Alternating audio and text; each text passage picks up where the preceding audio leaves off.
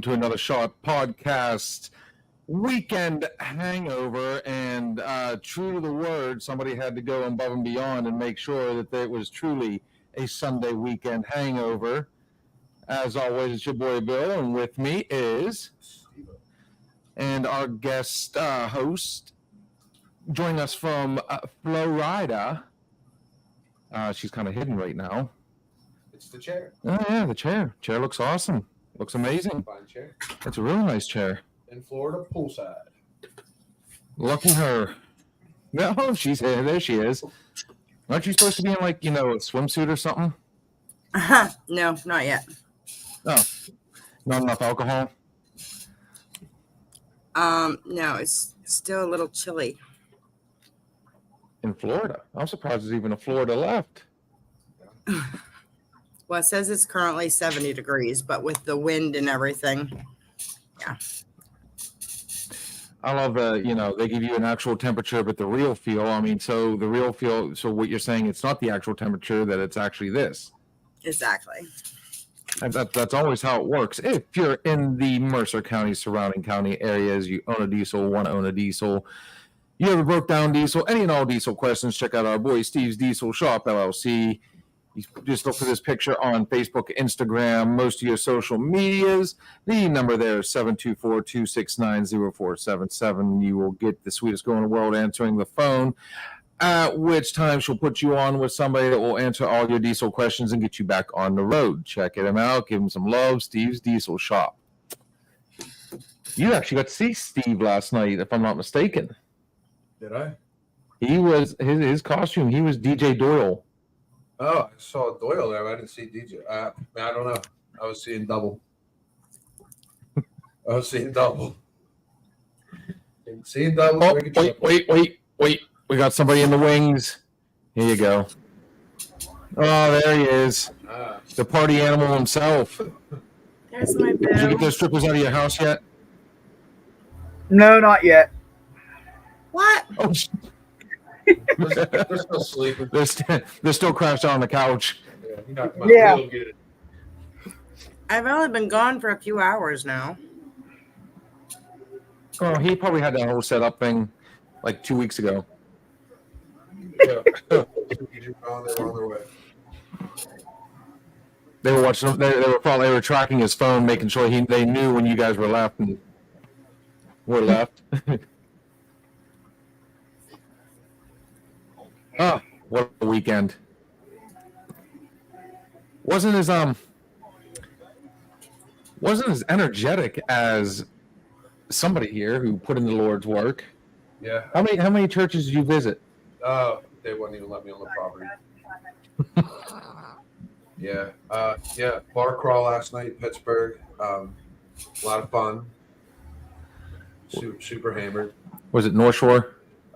It was. Or did you Carson Street? It was Carson Street. So some weird things happened, but things that were kind of weird. We went to the first place we went to, right? And I went with these two good-looking females, right? And so we go there, and they got a bouncer, two bouncers. So one bouncer lets two girls in, no cover charge. The other bouncer asked me, he says, "Where's your wristband?" I said, "I don't got a wristband." He said, "Oh, no, you can't come in." I said, "What?" I said, "This is where we're supposed to be. I already got tickets for it and everything like that." So he takes me outside to the street cop, and the street cop's like, "All right, I'll let you in, $30." She's like, "And I'll let you in the next place too." Gave a cop $30, and I had no problem getting in for the rest of the night. We're getting a shout out already from the Nonsensical Network. What are you doing on tonight, Glick? This is your time off. He's taking notes on how to run a real podcast. I'm currently in your backyard. Talk that. Nah. Yeah, get used to the backyard there, buddy. I dressed up as Michael Myers last night. I did it, and I would just stop and stand on the sidewalk and just stare at people. Did you get a bunch of people? By the way, let's call that one out real quick. Bittersweet win I actually said that Baltimore was going to win that, and then they got upset by the Brown Eyes. Hey, it works out for the Steelers, but it didn't work out for the rest of us. What are you doing on this end of town, anyways, man? Get back over in your own state. Yeah, that junky state of Ohio. Crystal Meth Santa Claus came early. Yeah, he always does. I think he came down the wrong chimney. I don't think he came down So there was a couple of Halloween parties I was looking to hit. I was not going to the Mustang. I'd already put that in my head. I wasn't feeling that vibe. But I tell you what, there was a place out in Monaca. I've told you guys about my Dirty Auto days, where I was a roadie and security for a band. Yeah. And Dirty Auto is no longer together. Now they are Elmo's Fire, and they were playing out at this place in Monaca. And Trick or Treat just ran a little longer, and then Sorry. romantic, dude. Nobody's to blame. Hell, You got the blessing in disguise, man. I woke up, I felt like shit. I kind of ran it. Friday night. It went a little longer than we originally anticipated. But did you catch the show Friday night? The little collab with the nonsensical. I was in and out. I was dozing off, falling asleep and shit. Lizzie Borden's in the house. Just kind of making a quick appearance on an adult show. Hi, pretty girl. Oh, you get on. You just want to see what you look like on camera, didn't you, kiddo? No, I'm not.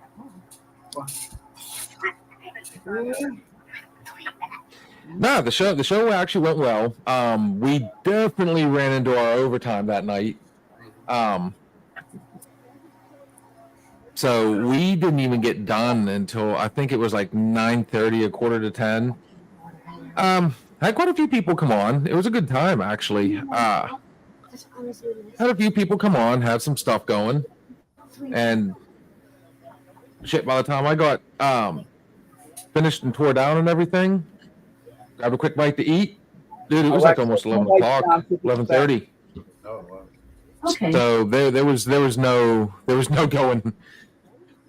There was no boom boom for me that night. No boom boom room. Yeah, we didn't hit the boom. So Alex, when you get on, brother, we apologize. Hola, ¿cómo estás, Juliana?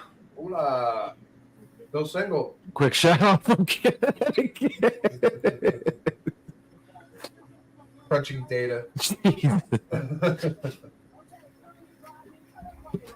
Juliana's actually I guess it's I don't know if she's doing it as a side gig. You're gonna have to clue us in on this, but she shared with me her playlist. She's doing a little bit of DJing herself, but she's more into the techno dubstep, the stuff that's already mixed and rolling already. So I liked what I heard. Honestly, I mean, she's that's a tough one to run with. Yeah, absolutely. On that note, I am tired, as the cool kids say, AF tonight. Yeah. That acronym. What's the matter, Steve? My Say wife something, just Steve-O. my wife just turned the light off my house from where she is. Oh, no, I turned the wrong light off. Get them bitches out quick. He's watching. He's already got the ring door inside the house. Yeah. Ah, there we go. Now I got the right one You have off. any security cameras in the house? Yes. Yeah, we got cameras on the house. Yeah, I love those things. They're great. That's how most OnlyFans are produced. Oh, really? Yeah, Did not know that. you're screwed. Oh. Your daughter said she's mad at you, Kate, because you left her with 3 guys. You left here with 3 guys. I'm just I doing it left for fun. I left her with 3 guys. Yeah. My husband and my 2 boys, so she's the only Just girl doing in the it for house now. fun.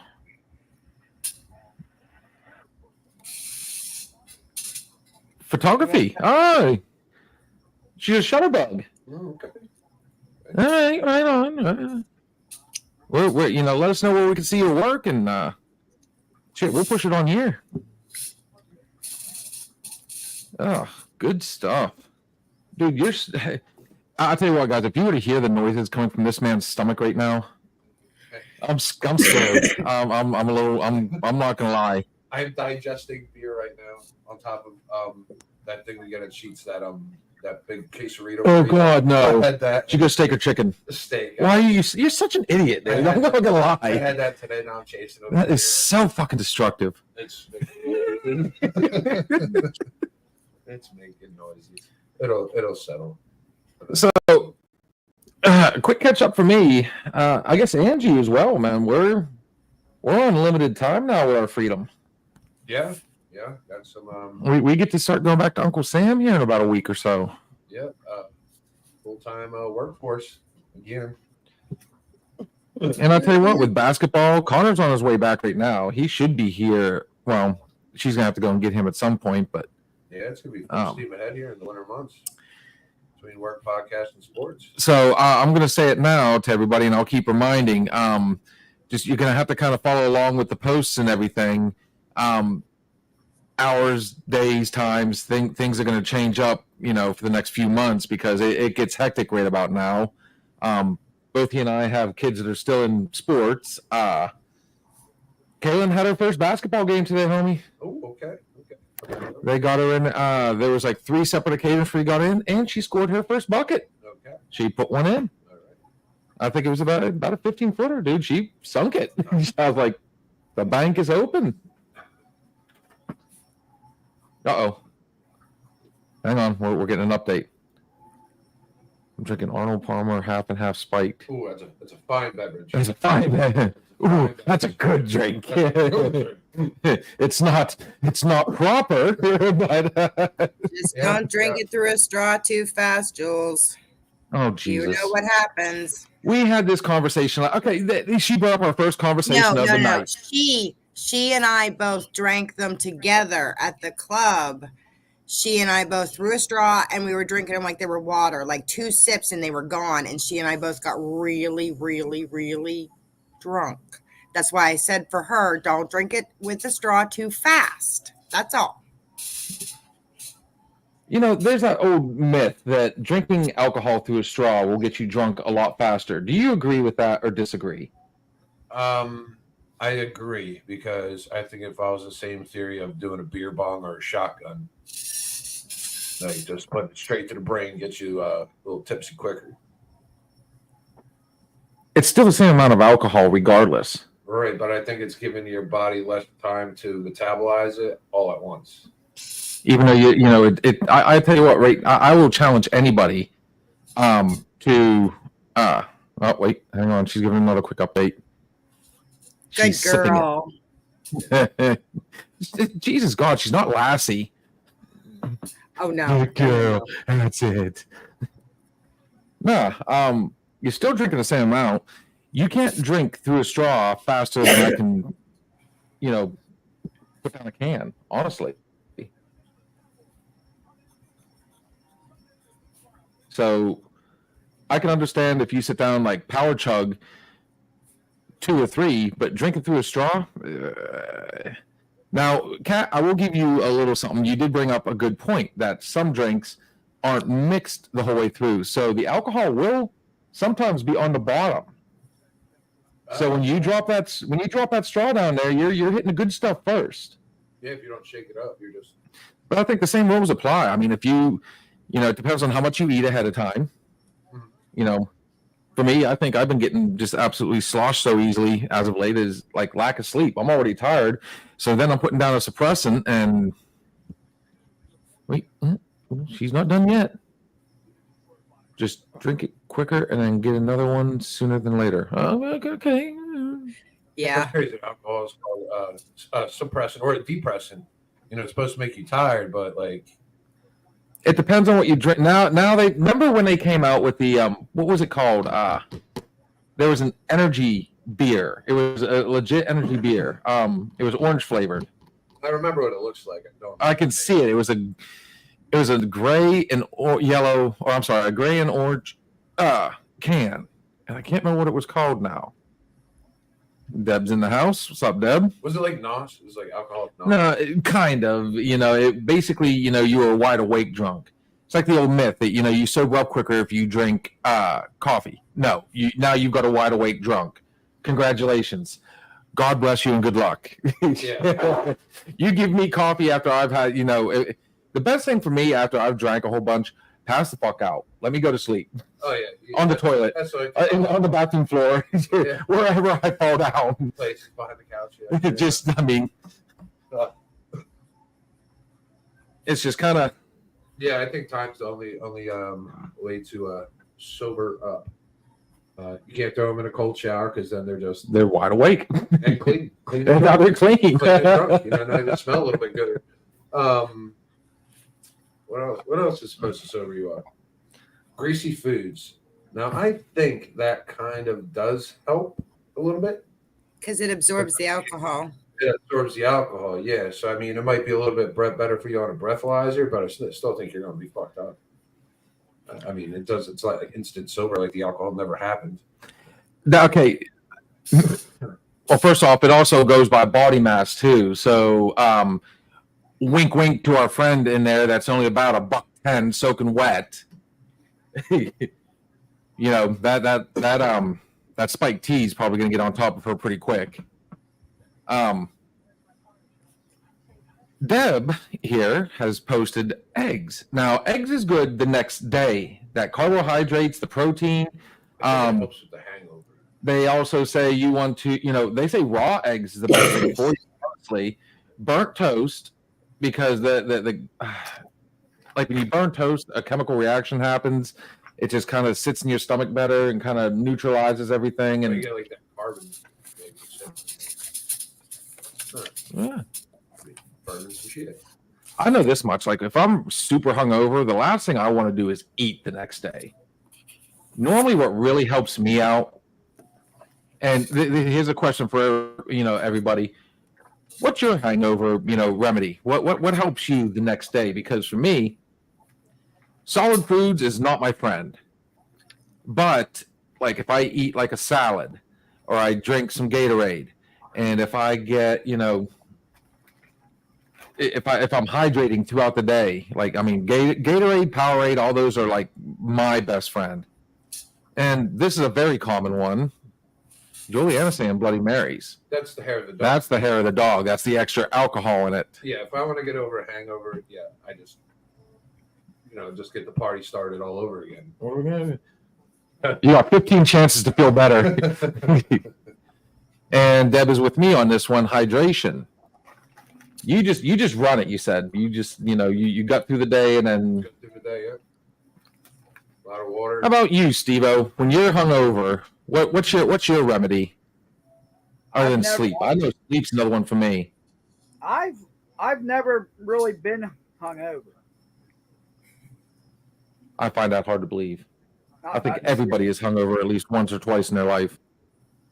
Oh man, then you are fucking blessed.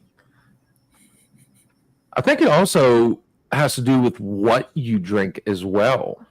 Mm-hmm. Yeah, I think sugary shit fucks you up more. It makes your head hurt. Oh, horribly. If you drink a bunch of sugary stuff, yeah, I think most people can agree that,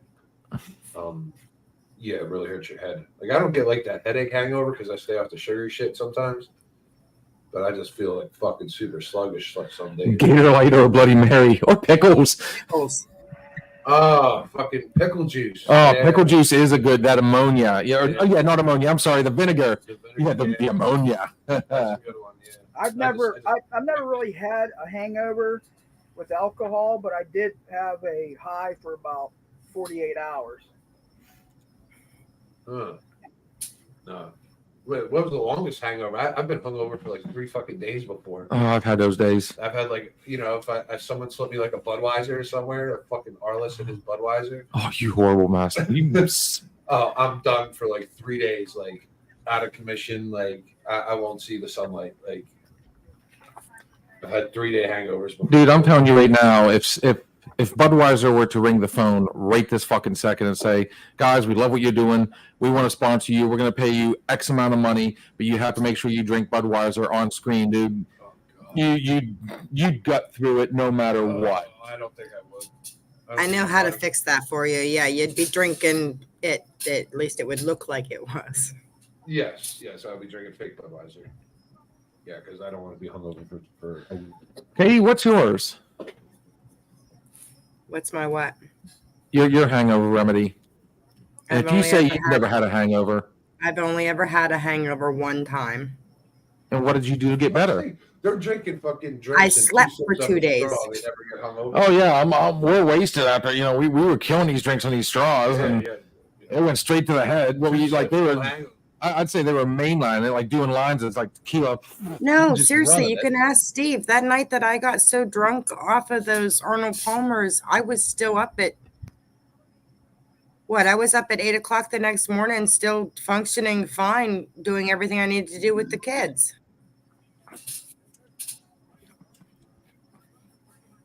I don't know. We're not getting any younger.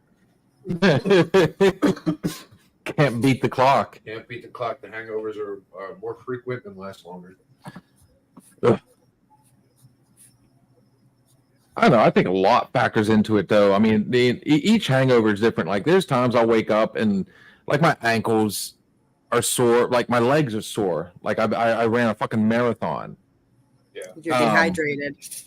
My Cutting a lot of like running. my neck will be stiff, or so every now and then I'll get that hangover headache. But don't get hangovers anymore. But I also don't drink as much anymore. Okay, I mean. Well, there's the other thing. I mean, I think people that, after so long, the body becomes adjusted. I don't think the hangovers are as bad if you're somebody that drinks power drinks on a regular basis. But to counter that one, like I said, I think it all depends on, IPA hangovers are the worst. That's probably what got me. I know that's what got you. I drank 3 IPAs yesterday. I was fucking doomed from the get-go. Dude, look how bad off we got after Oktoberfest. We had one Oktoberfest beer and one IPA, and they were both big, for starters. Ooh, game on. But I'd say I always feel the worst after, like, IPA night. If I've gotten into the SoCo, Red Stag is another monster.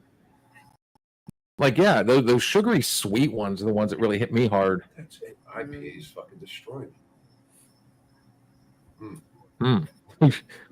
What is the definition of insanity, Katrina? You're doing the same thing over and over again, expecting a different result. Yeah. Yes. Doing repeatedly and expecting a different result. Yeah. Steve's known for I mean, that. but at the same time, I've been in the same boat. We're paddling the same waters. It's like, dude, that just looks like it'd be good. Let's try it. And before you know it, the only time I can say, surprisingly, though, I don't know how the hell we were functioning, was that Saturday fun day on the beach. Oh, Dude, we hit anything and everything. we drank like 2 cases of IPAs. Pretty damn close to it. And yet, in the hot sun throughout the day. nothing happened. That's Like, we because you woke were up in the the next day, we were sun. fine. You were Huh? sweating it all out because you were in the sun. You were sweating it all out. It wasn't absorbing in your body normal. I don't know about that. If we were sweating that bad. I was peeing it out a lot in the ocean, though. I was like 3 beers going to the ocean. I did yeet one time in the ocean, though. I did have that one moment. Oh, yeah. That's what I did. I ate that wave fucking hardcore.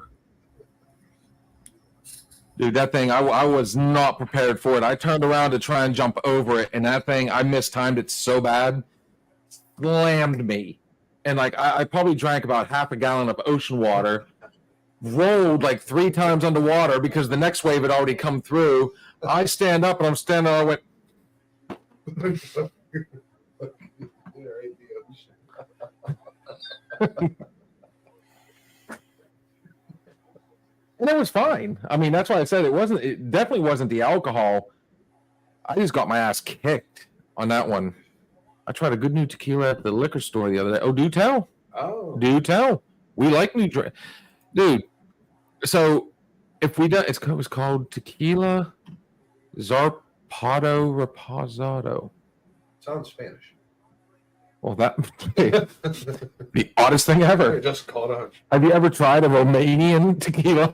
No, well, I don't think they No, they make a hell of a wine. So the Russians should make a good vodka. Spanish should make good tequila, right? Right. Rum, where's that come from? No, that's Caribbean. Caribbean. All rum? I think most rum is Caribbean. Caribbean rum. Spiced rum, yeah, that sounds right. What else we got? What does America have? I think America was whiskey and bourbon, and Whiskey, which bourbon, yeah. shine. Jack Daniels. What else do we like to drink? Oh, what about absinthe? Anybody? Oh, isn't that like Scotland? No, absinthe was like some Middle European, and It's supposed to make you like trip out. it is the one that you see the famous Green Fairy. Yeah. I tried ordering some. I couldn't get any shit because you can't. You can't bring it to the U.S. We have our own like watered down version. Yeah, fucking try. I don't know a lot about the history of that, but I do know that at least the rumor that I've heard is what gives it that green, kind of glow. I think at one point they were putting antifreeze. Oh, fuck's sake. Do not go make absinthe. We do not endorse Drinking the consumption. of fucking shit in your engine. Holy fuck. You know some motherfucker's gonna be out there fucking drinking. Oh, yeah, and then he's going to turn around and say, well, I heard another shot say to do it. Mm-hmm. Yeah, don't do that. It's a terrible idea. That's a bad idea. Only drink it if it comes from overseas. With antifreeze. And you know what? I've had good moonshine both north and south. So, I mean, it's just all on where you look for it. I mean, there's a difference in the moonshine you buy in the store. It's not. Yeah, I mean, you want some real fucking distilled backwoods shit. That's what I want. I want something that takes, the pain off my stomach. Oh, she's even telling us where to go. Look. Oh. Volant. I'd go through there. I don't know. I'd probably say that's probably where I got my blueberry brandy that I had that was so fucking potent. There's a moonshine distillery around here up in Sandy Lake, but I don't know how strong this shit is. Creekside was telling us about it. That's why I like when I do get good moonshine, I put fruit in, like I do them cherries. I do fruit, and I let them sit there for months on end. The thing of it is, though, I do not like mass-produced moonshine that you can buy at like the liquor store or Junk. Like if you go down to Gatlinburg, you can get Tennessee moonshine, they call it. But dude, I'm gonna tell you right now, like I've had the real deal. Like everybody has heard of the famous moonshiner Popcorn Sutton. I've had his stuff. And I'm telling you right now, you know how moonshine usually has a really strong burn? This stuff literally had like the slightest burn, went down real smooth, but I tell you what, it was a creeper. Tore you up. Oh, real quick, it'll get you. Oh, that's good stuff. I like apple pie moonshine. It's my favorite. Apple pie. I'll buy that at anybody's fucking trunk. I always watched the Moonshiner when it was on TV. I did watch Moonshiners for a little bit, but then it was kind of like Duck Dynasty and all these other what was the other show?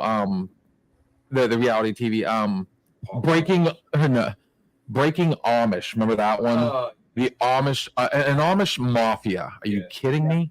Yeah, it was good for like 5 minutes, and then it got done. How did you last 5 minutes? I just waited for a commercial. I fell asleep in the first 5 minutes too. You were dreaming. You were watching it. Yeah, but if any of you guys know anybody out there who has really good moonshine, please we will send you our email address. Yes, send us links and we will try that on here and absolutely fucking promote it. Moonshine. Now we're running it. Moonshine. Oh, Jesus. Apparently we're gonna have a true bar episode tonight. talked about hangovers and moonshine and. Oh, you're kicking it now. Nice. Stomach's not making those noises anymore. But now it's the smelly goods we got in the background. It's the peaceful calm in here. Yeah. Mm. Hey, we don't promote smoking on this show. Bad for your health. Terrible. Terrible. She tried to hide off camera. No, I'm not.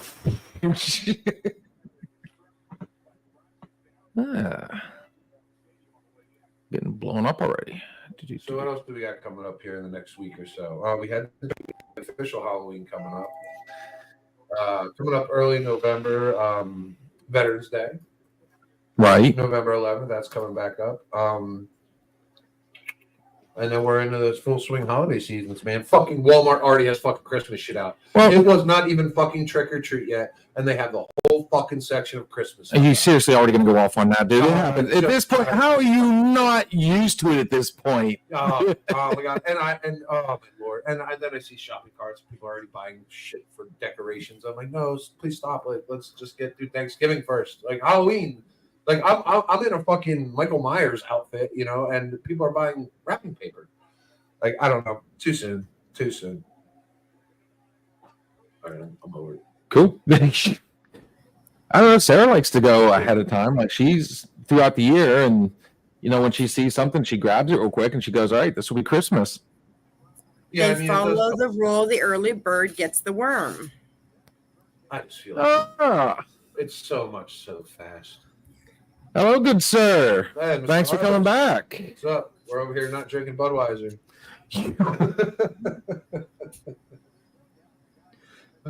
What's up, Arliss? I'm avoiding that hangover. We already established, though, that 100%. I told him, phone call. Hey, guys, we'll give you X amount of money. All you got to do is just drink a couple times on, you know, dude, you'd become a fan. No. You would. No, I think it goes back to the first beer I ever drank. I was like 7 years old, some shit like that. And when I was out back at my cousin's house, we found an old half-empty Budweiser bottle underneath a trailer. And it was warm. We didn't care. It said Budweiser. It was beer. So we drank it. I hope it was beer. It could have been someone peed in this bottle for all we fucking knew. But we were bad, and we drank it, and I was hungover at 7 years old because I had one sip of fucking. I don't know how old this Budweiser was laying in this parking lot for, but we drank it. Well, I'm not going to, honestly, I think my first beer was a Budweiser, truth be told. And here's a good story for you. And Mom's going to love this one because I'm sure she'll either watch the replay or be on here at some point. That was my stepdad's drink of choice, or either that or it was a friend. And me and my friends knew that this cooler that had been sitting outside had beer in it. And we kept thinking, do they know? Do they know? Do they know? And we're smart enough to think, they might have counted it. They might notice. We couldn't help it one night. And we stole one. Now, bear in mind, this cooler's been sitting out there for, let's just say, some time, and it was still the warmer months. And we stole one, and we went a couple blocks over, and nobody was looking. We cracked that bad boy, and I tell you what, you never seen two people turn green so fast. Oh. And then here's now. This is where the real genius comes in. Oh, it gets better. Oh, so that cooler's still sitting out there. Once it gets a little cooler out now, that cooler's still sitting out there. And we just thought one time, we're like, you know what? Let's try it again. We'll give it a whirl, because at the time we're thinking, all beer tastes like this, And we she's going to get Connor. We start chipping away at the ice. Not thinking, nobody's going to notice that we're chipping away this block of ice in the cooler. Oh, yeah.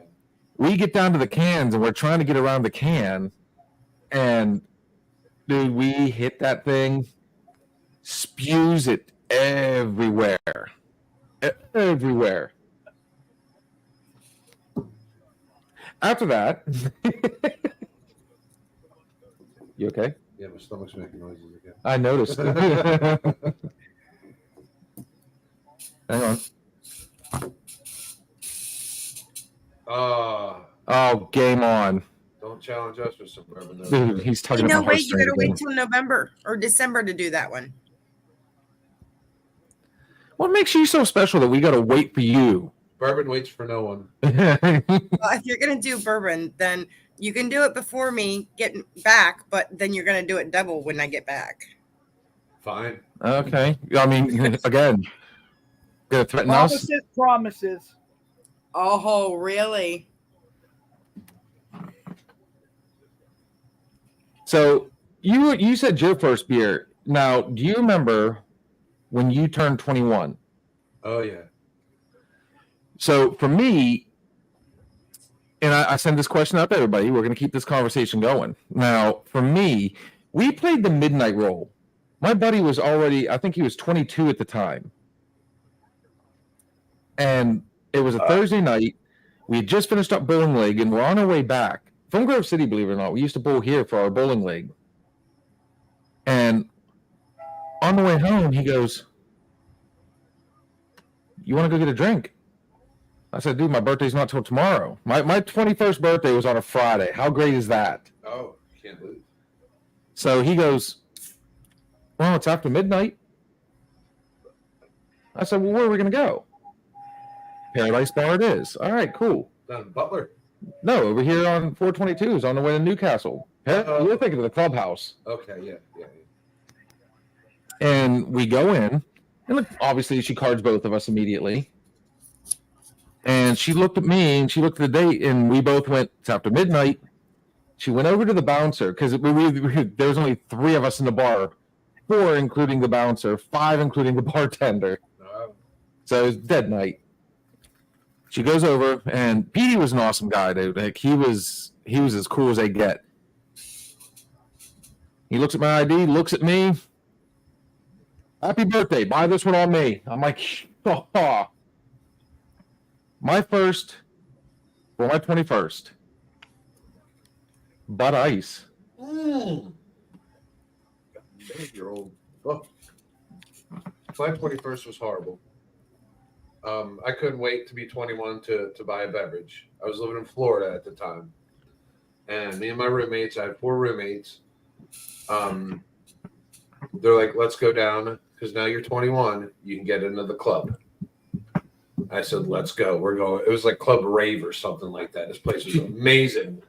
It was huge. They had upstairs. They had a huge dance floor. I mean, there had to be a couple thousand people in this joint. So we go in there, and I buy my first legal beer. And my friend says to me, he's like, "Man, your eyes look fucked up." I said, "What do you mean?" He's like, "Here, take these eye drops." I go ahead, and I put these eye drops in my eyes. It was acid. Like hallucinogenic shit. And he's like, "Did you do it?" I said, "Yeah, I put 2 drops in each." He said, "2?" I was like, oh my Lord. Yeah. I started tripping balls on my 21st birthday. Did not buy another beverage. Did not need one. They were just trying to keep me from falling out of the car on the ride home because the door kept opening for whatever reason. Dude, who are these friends? Yeah, like I went there to buy a beer, and I ended up like tripping balls for 24 hours. Dude, you're making me thirsty. I haven't had a Mickey's in forever. The grenades. As long as somebody doesn't slip you a Mickey, you're good. Yeah. Those are actually phenomenal. Yeah, they're good. You know, sometimes I get them on St. Patrick's Day just out of nostalgia. Sangria. You know, and I get that nice little case. You know, and I think the Mickeys, they have something cool inside the lid. Like they got like a little puzzle. Right. Something like that. So I like that. So like, and I can't wait to get to the next puzzle. So I kind of, and Mickeys are a little bit smaller too. I think I can really put some of them away. Katrina, what was your first drink? We bought sangria from Juliana. Ours was Mickey. Mine was Bud Ice. You can't even remember now. I mean, for all you knew, you were. It was Budweiser. Of course, it was Budweiser. It completely turned me off of beer. Haven't drank one since. Yeah, Budweiser's mine.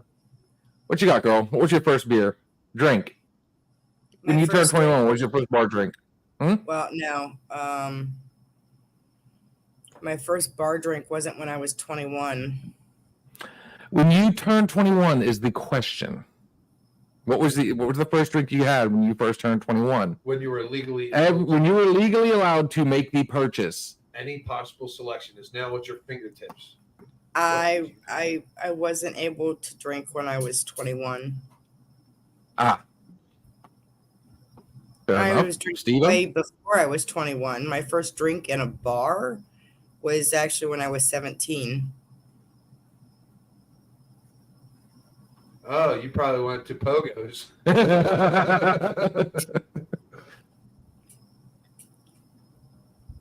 She gave us another one. She's giving us 2 RIPs. Pogo's was great, man. We'd be at Flip Rock College, man, and my friends would be like, "Hey, man, we're going to Pogo's on a Friday night." We went to 2 places underage. We went to Pogo's and where's that? Youngstown. It wasn't too far, so we all go there, and everybody in there was under fucking 21. It was crazy. And you just walk in, and everybody's underage. And then it was the Rock House because they had tray night, like draft tray nights, and for $5 you get a whole tray of beer. It was miraculous. That was what was interesting about the clubhouse. We never got to Steve-O. Steve-O, what was your drink? I'm just waiting for somebody to give us because this shows I guess you can call it somewhat the immaturity. Today the selection is astronomical. And back then we went with just pretty much what we seen, either the label looked cool or what we seen on TV or what we knew most people drank. So instead of actually experiencing or experimenting, we all just kind of went, because it sounds like most of us drank ahead of time, which, I mean, yeah. Yeah, experimentation. Steve-O, what was yours? Steve Weiser.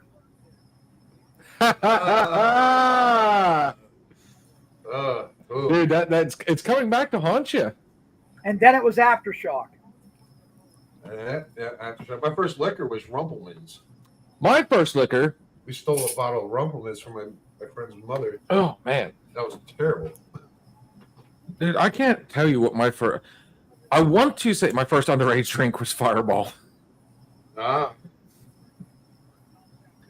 Dude, these guys, Steve, Katrina, I'm sure even Arliss has done this. This poor girl will never know Aftershock, the world's best cinnamon liqueur. It actually, what was it? It was a cinnamon schnapps.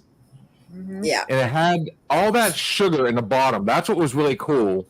Yeah. And there was always idiots like me, like you, and I think Steve-O, you said the same thing, who would try and get and go as far as to break the bottle to eat the sugar at the bottom.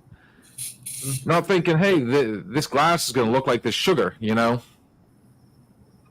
So it's just kind of, I can tell you, I can't tell you what my first alcohol, my first liquor was, but I remember we keep bringing up, it was the Twilight Zone for a while, then it was the Clubhouse, also affectionately known as the Chubb House. 356, remember? It was 356 for a while. Like beer pong. Dude, as long as you didn't go to the bar, because remember, you walked in and you were in the dance area first, and there was that giant wall, and then there was a doorway to go to the bar, and then that doorway was a 3-way doorway. You could either go back to the bar, you could go back to some more tables, or you just walked around the corner into a whole nother room to the pool tables. Yeah. You know how many times I would go in there and just straight to the pool tables? And I mean, honestly, I'm like Katrina. I was drinking in the bar early, so. The Butler, you could get away with that shit. And my buddy Pakovich would bring, he'd go and get the beers, Now they did have cameras, but I don't think they ever really watched them because otherwise I'd have been nailed. I don't know how many times.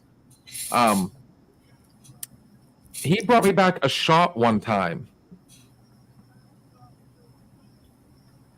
That is what Google was for. Fucking aftershock. Aftershock's one of those the ones you put in your freezer. Take Fireball, mix it with some Goldschlager, throw a little red food dye with it, and there you go. Boom. You'll Pretty much, have yeah. Fireball. Yeah. Shit of antifreeze. Yeah. Wait. Mad Dog. Oh God. Yes, he knows what Mad Dog is. On accident. Oh man. I got a fucked up Mad Dog story for you. Want to hear this one? Because you remember the I'm shocked at that. I never would have imagined that, brother. Never would have imagined that. call it a hunch. Call it a hunch. So I was in Slippery Rock, right? And we were underage, but we were able to get our hands on Mad Dogs. They were circulating. So I was also wearing, remember Jenko pants? Oh Jesus! Yes, I had big skater boy pants, Jenkos. I had one pair of khakis, and they had giant pockets in it. So you know what you could put in these pockets? A bottle of Mad Dog. So I'm walking home from a party, me and my buddy one night, crookedly walking. So the fine police officer that stopped us throws us in the back of his car, and I'm like, oh my God. He searched us and shit like that, but he did not find the Mad Dog in my my Jenko pants. So I'm like, so I kind of slid my hand down. I go reach in, take the Mad Dog out, and I put it on the floor, and I go to kick it under the seat of the cop car. This is my first time in a cop car. Do you know what they have under the seats of cop cars? Metal plates, so you can't kick Mad Dogs under their seat. So I kick this Mad Dog bottle, and it shatters in the back of the cop car. He's like, what was that? He starts freaking out because now he thinks I got something. My friend just puts his fucking head down and looks, and there I am. So yeah, my punishment from the cop was to pick up all the glass out of the back of the cop car the next morning. So, Aris, I gotta ask: was it just straight moonshine, or did they introduce you to apple pie, to soak watermelon, or pour the moonshine into a watermelon? I mean, that's what's fun about moonshine. It's so versatile. You tried doing that, saturated fruit? Yes. Booze? Yes. Amazing. I Depends on what you do with it, though. I mean, I did the vodka watermelon was the only one I tried and it failed miserably. So now I just soak cherries and already constructed moonshine. and then you bring it over to your friend's house, and he drinks all the juice and doesn't even touch the cherries, and you're sitting there going, "Dude." Yeah. And then it gets left in my fridge. I do need to make some more. I'm trying to remember. You brought the Jenko pants. There was also another pair. I can't remember if it was South Pole, maybe. South Pole had some big pants. But do you remember the ones that had the pockets on the inside? No. Yes. They were cargo pants, but the pockets were reversed. Oh, that's fucking weird. So, as far as they know, there was no. I mean, it made it so much easier to hide, but the pockets weren't as big. Right. You know what I mean? Straight. That's what I thought. My first I tell you what, the first few times I tried moonshine, oh my God, dude, it took forever before I found the good stuff. Arlo's drinking Budweiser moonshine. His breath could take the paint off your car. You know what? Here was my my delinquency days. Red Dog, and I drank that into my until they pretty much discontinued. Dude, you could buy a 30-pack for $10. And you would fill up the back of a pickup truck with the Red Dogs. No, after you drank it, you definitely filled up the back of that pickup truck. Yeah, it was 30 packs for $10, and you got them. Mad Dog, because at the time what's fucking malt liquor, really? We're thinking we're drinking the hard stuff, not realizing we're literally melting our brains. And Boone's wine. Oh, Boone's Farm. Boone's Farm wine. They had only 3 flavors. You had the wild cherry, you had this, I think, strawberry, and then there was the mixed berry. And it was cheap as shit, so you got Oh God, it was $5-10. Quantity over quality. And the best part is, it was so low on the alcohol scale that it never, like, I mean, at that age, you could drink a whole bottle and you thought you were cool because, you know, oh, I'm not drunk. You know, you had a little buzz going on, but nothing bad. Like today, we could sit there. I mean, we'd probably get drunker off of just straight Kool-Aid. Yeah. But those were my three go-tos, and I love the mixed berry one. Mixed berry was the go-to. And you know, you thought you were king shit because I mean, back then, first off, you got a 30-pack, okay, $10 down. Boom. You got the Mad Dog. All right, so you're about what, $5, $6, you know, so you're $16 in the hole at this point. Mm-hmm. 2 bottles of Boom wine, Mm-hmm. $25. 20. Well, you needed 27 because you needed 2 packs of cigarettes to go with all that. Yes, you're having a party. Yeah, basically, you know, you found one person that was, you know, 18 or 21, because I mean, you're buying all this shit, and most of the time they didn't give a damn. Yeah. Oh man, how the hell did I not just? I mean, And we survived. all that's. That's. We were just saying, like the sweeter the stuff, the worse. Ugh. Yeah, and you know, I got up the next day and played a basketball game. I got up at 5:30 in the morning. Eat fucking Taco Bell and play hoops. Ugh. You know what we need to do for one show? We need to go out and find some Boone's Farm. Oh. There is no. I don't think they're. Yeah, they quit. They discontinued Red Dog like a long time ago. You remember the commercials? They were badass. Oh, it was unfortunate. Red Dog was great. You know, that was back around Spuds McKenzie time. Yeah. Peace buds. And then, well, wait. What was the There's a golden retriever too. Alex Stroh's. Alex from Stroh's. Yeah. And then, I mean, just Mad Dog's just like you could still buy Mad Dog today. They discontinued my favorites. Mad Dog, Zima. No, they didn't. Mad Dog's still here. Oh, not Mad Dog. I mean Red Dog. My bad. Red Dog, yes. Red Dog, Zima. Yeah, my favorites, my go-tos. My youth. I was gonna say Mad Dog is still here because Oh, you can get it in a fucking gas station now. yeah. like that shit is at country fair. Jesus Christ, whatever he didn't drink, he put in his fucking gas tank and drove his car for like a year. Yeah. Arnold runs out of gas. He's just gonna belch it. No, he gave that one to Glick. Oh, I'll tell you what, send some this way. If there's ever 2 idiots that'll do it right here online just to show it. well. I don't know. At that point, I think it becomes a snuff film. Yeah. You cannot be held accountable after that. 170. Sweet baby Jesus. Bruh. That's this. Oh, the traveling truckers in the house. Bruh. We will be posting that link here shortly. We're actually getting ready to take our first break and just kind of sit back and chill and run with it. But you're in for a fun night. You know, our weekend hangover is 100% bar related tonight. You get to share, you know, and sis, I bet you she's got some stuff that I've probably even forgotten about. She had I love you, girl. I really do. She's got 10 years on me almost. Yeah. I know we're 7 years difference, but you know, give or take. So on that note, I'll actually go ahead and I'll post the link real quick. And then we'll go ahead and take a break. And since we got our boy in the house, I think it only fitting. We didn't play it last time, so we're going to play it this time. Okay. We're going to do the Southern Outlaw Band, Folsom Prison. Oh, that's a dandy. And then when we come back, we'll be joined by the Traveling Trucker, and we'll keep this party going. Yeah.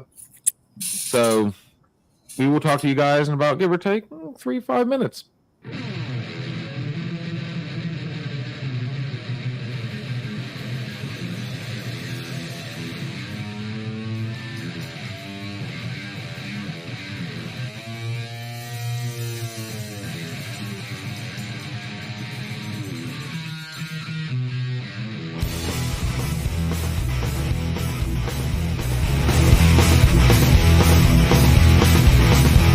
I hear that train a coming, It's rolling round the bend. I ain't seen the sunshine since I don't know when. I'm stuck in open prison and time keeps dragging on. But that train it keeps rolling on down to San Antonio.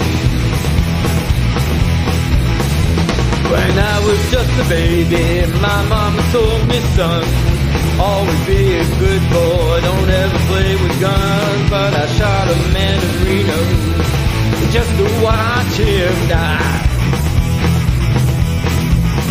When I hear that whistle blowing, I had my head and cried.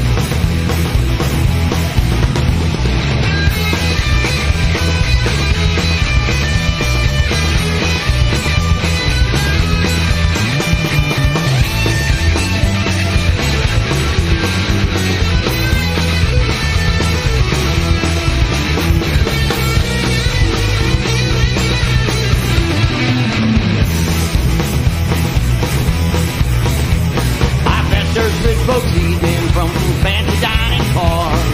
They're probably drinking coffee and smoking big cigars. I know I had it coming. I know I can't be free. But those people keep moving, and that's what tortures me.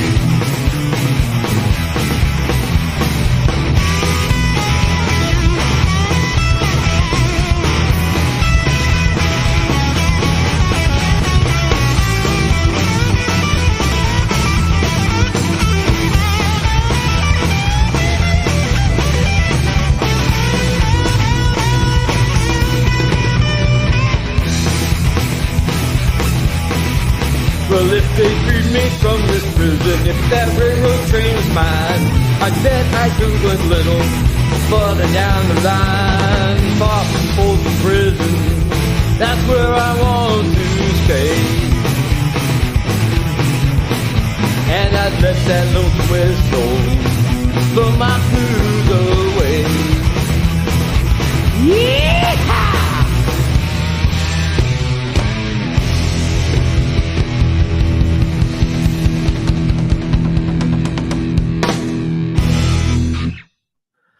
Dude, how can you not love that song? And dude, shout out to Arliss and the Southern Outlaw Band. Dude, that guy, that was some good stuff right there. Awesome cover. And we need to go ahead and make sure we bring to the stage now our favorite traveling trucker. Once I get my stuff set up, as soon as I find it.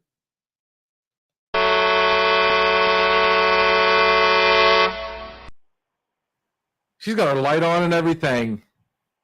Gotta love it. How you doing? Dude. I gave you a Welcome to little the toot toot. Well, I turned it on just long enough to say hello. There's a lot of light coming at me, so I have to have it off for now. You're going to the white light? I'm So it going did to the happen. light. I do want to tell you, I was at a basketball game the other day, one of my kids' basketball games, and someone asked me. They said, "Where's that chick pin that drives the truck on your show?" Cheers. So you've made an impression somewhere along the line. They're asking about you. Hello, whoever you are. Welcome to the family. Welcome. And as always, welcome to Creep Show. Oh, okay. So Wednesday, I am so excited. Wednesday, I am going to try to drive with my lights on. But my load is later in the evening. So if I can do my timing right, I might be able to do a lot of it stationary where I can have my lights on. But I brought my costume. I'm excited. And what are we dressing up as again?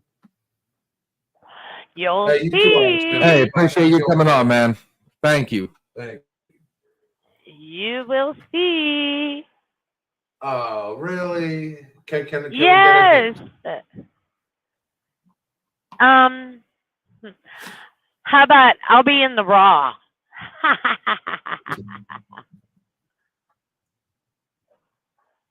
You don't even know what to say. No, I'm gonna burn my eyes out first. Bill's not feeling good on Wednesday. Okay, let everybody so know right now, I can just so feel it. Steve, and these guys will all be going on their own. I just realized that life is happening Wednesday, and I don't want to take my life yet. So You're gonna be in the Raw. This is the worst hint ever. Yes, we'll be here. no, I am not going to be in that kind of Raw. I will be okay. So I'll be more natural. You're not helping. Ow! I'm trying. I'll be on there if I can ever get these out. Yeah, so it is. Is it technically Halloween? All right, yeah, Huh? yeah. I will dress up as well. I will meet your dress up, and I will dress. I guess yeah. Technically, we did. Yeah, I will also be in costume. You doing the Myers? I don't know. I have other costumes. We're gonna. I don't know. What'd be a good one? Do you ever dress up as a woman? I did. I dressed up. I thought you were talking to her. I was like, wait a minute. Yeah, no, I do remember one time I dressed up as a woman, right? I borrowed a dress off someone, right? And this chick, she was like 5'3". All right, so I put this dress on. Yeah. But it was like a prom dress. It was like long on her, but it was still short on me because I'm long. And so we go to the bar, and this dress was so tight it revealed it was worse than Gray's sweatpants. There was like the bulge. And so I go up to the bar, and I didn't realize it, because I'm not used to wearing dresses. And all of a sudden, my stomach is making noises. So I go up to the bar, and the bartender's just looking straight down at the junkage. And I'm like, what? And I look down, I'm like, oh gosh. I was at this point, like, I was like, what do I do? Like, he's probably like, it's nice to see you, Mr. Ross. It's been a while. That's a happy little treat. Yeah, so I just walk around and looking at everybody. They're just looking straight down at me. I didn't realize how pronounced it was in this dress. Yeah, it was terrible. And then I had to figure out how to pee in the dress. That was easy, huh? No, it's not that easy because once I hiked it up, so now I'm in the men's bathroom standing there with a dress around like my waist. So I could whip it out and go. And, sitting down wasn't an option for me because I just had my manhood. I was like, no. Check this out, sis. Here you go. Juliana, sis, we affectionately call her the traveling trucker. It is my biological blood sister. So Juliana loves your laugh. Thank you, Juliana. And so does Goosebumps.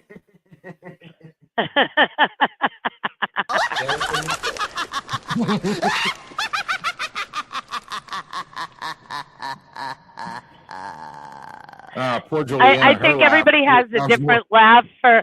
What's one move in bed that makes a man go crazy every time? Every occasion. Oh, you gotta give him that huck too and spit on that thing. You get me? We love you, Juliana. I could dress up as a hot Pua girl for a hug. My stomach's making noises again. No one's safe. How was your trip, kid? Was it good? On the way back, it's a long drive, but the van was nice to actually stand up. Okay. And he gave me this motion. We could all stand up. Yeet. No, it was really nice. The morning was gorgeous. Gorgeous. Said one person ever. Mm. I'm sorry. I've been to. Okay, so I got to shout out real quick. My kid went to Iowa for a wrestling tournament and didn't do half bad. Now, that being said, he got to go to Iowa, which I have been to multiple times. Anybody that's ever been to Iowa, once you get out of Missouri, it is cornfield. Oh, wait, windmill. Cornfield. Small town. cornfield, windmills, small town, cornfield Waffle House. with a small, Waffle House. If you're lucky, you find a Cracker Barrel. That's about as, Yeah, so Sis, how about your week, man? What do you have? You have anything cool and exciting going on? Yes, they are coming to my computer, Juliana. Well, Or Jules. Cleaned my house and got my yard ready for fall and looked at other options as far as getting myself out of this depressive funk that I've been in. I guess the highlight of my weekend, I watched Poltergeist with my son and his girlfriend. And what was my other highlight? I did have another one. Wait a minute. It'll come to me. Oh, I remember now. It wasn't that much of a highlight. I just well, my neighbors were kind of looking at me strange because while I was doing my yard work, I was listening to Audio Camacho. So here's this blonde white girl listening to Mexican music, blasting Mexican music while doing yard work. It was kind of a strange looks from Missouri neighbors, you know. You remember back in the day we used to have these thing called Can you imagine if it had been like her, what was it? Indian gangster rap. Oh, my Indian gangster rap. I've done that. You know what? Maybe when I mow next weekend, I'll do that just to really confuse them. Katrina, tell us about Florida right now. What was the highlight of your weekend so far? Other than flying in a plane down to Florida. Oh, the flying. Leaving the inmates to run the asylum. That's definitely my highlight of my weekend. I had a blast yesterday watching my Steve be traffic control in my car for our kids to go trick-or-treating. Oh Lord. Oh my.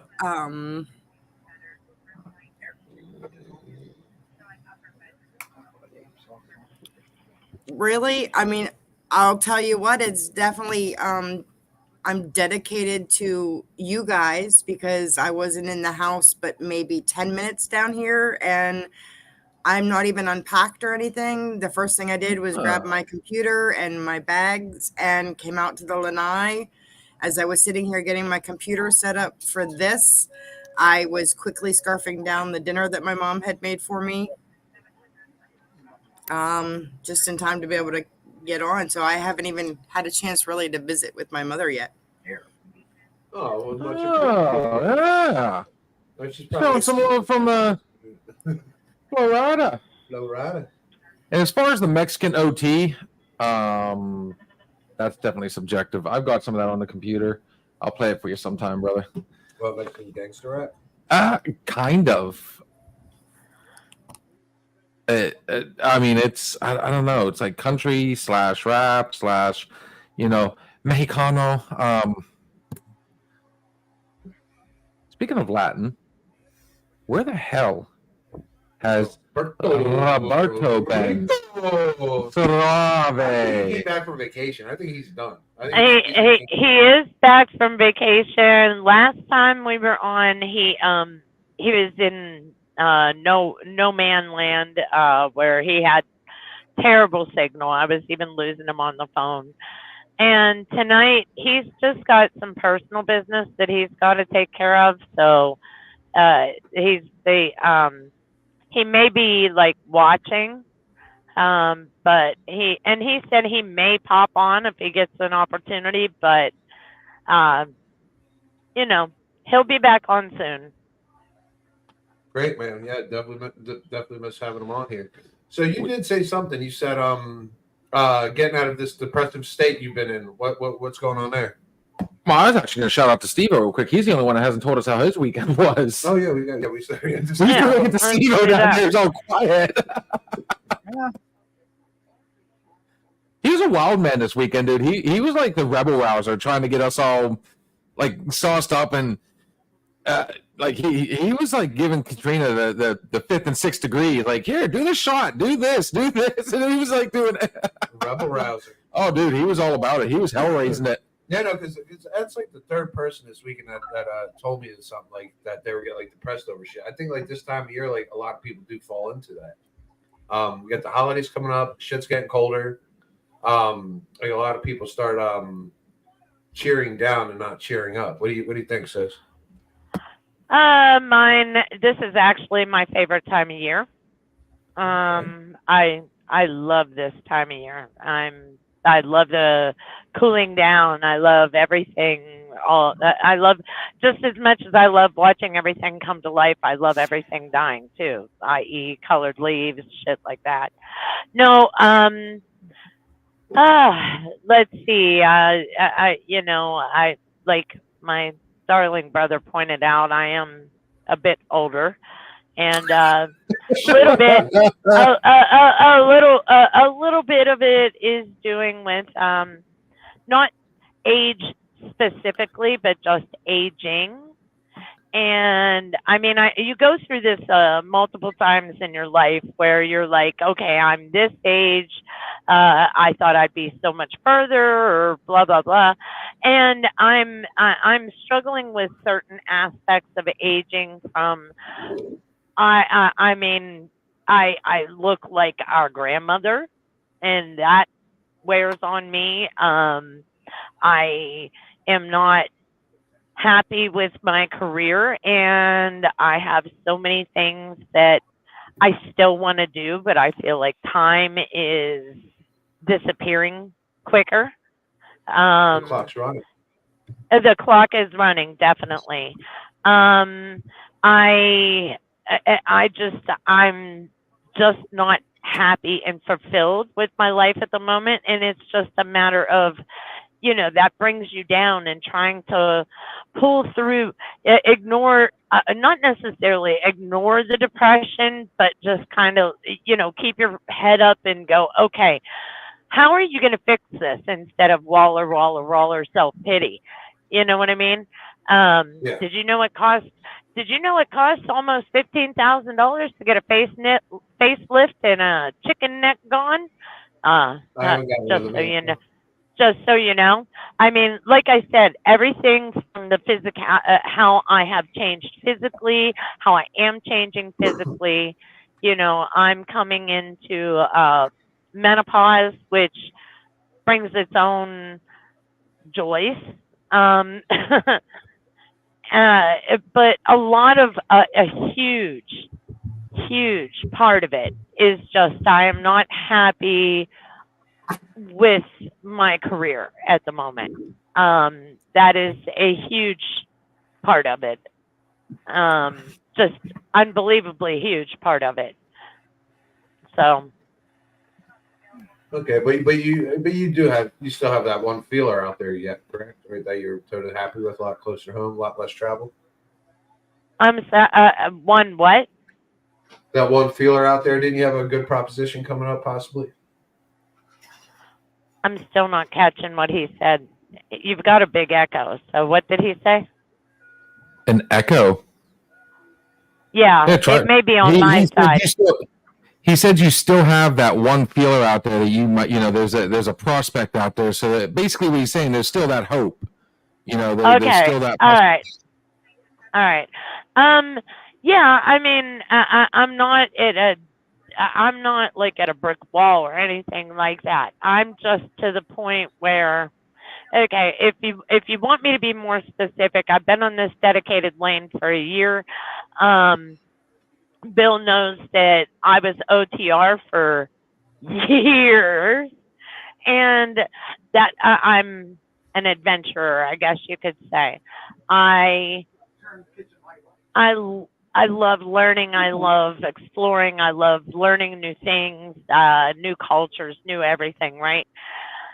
And this dedicated, I swear to God, if I got to look at Oklahoma or Kansas anymore, I'm going to lose my mind.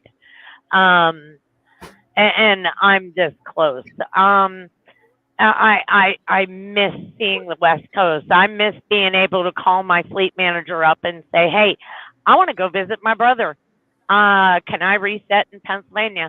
Hey, I want to go visit my granddaughters. Can I reset in Texas? Hey, you know what?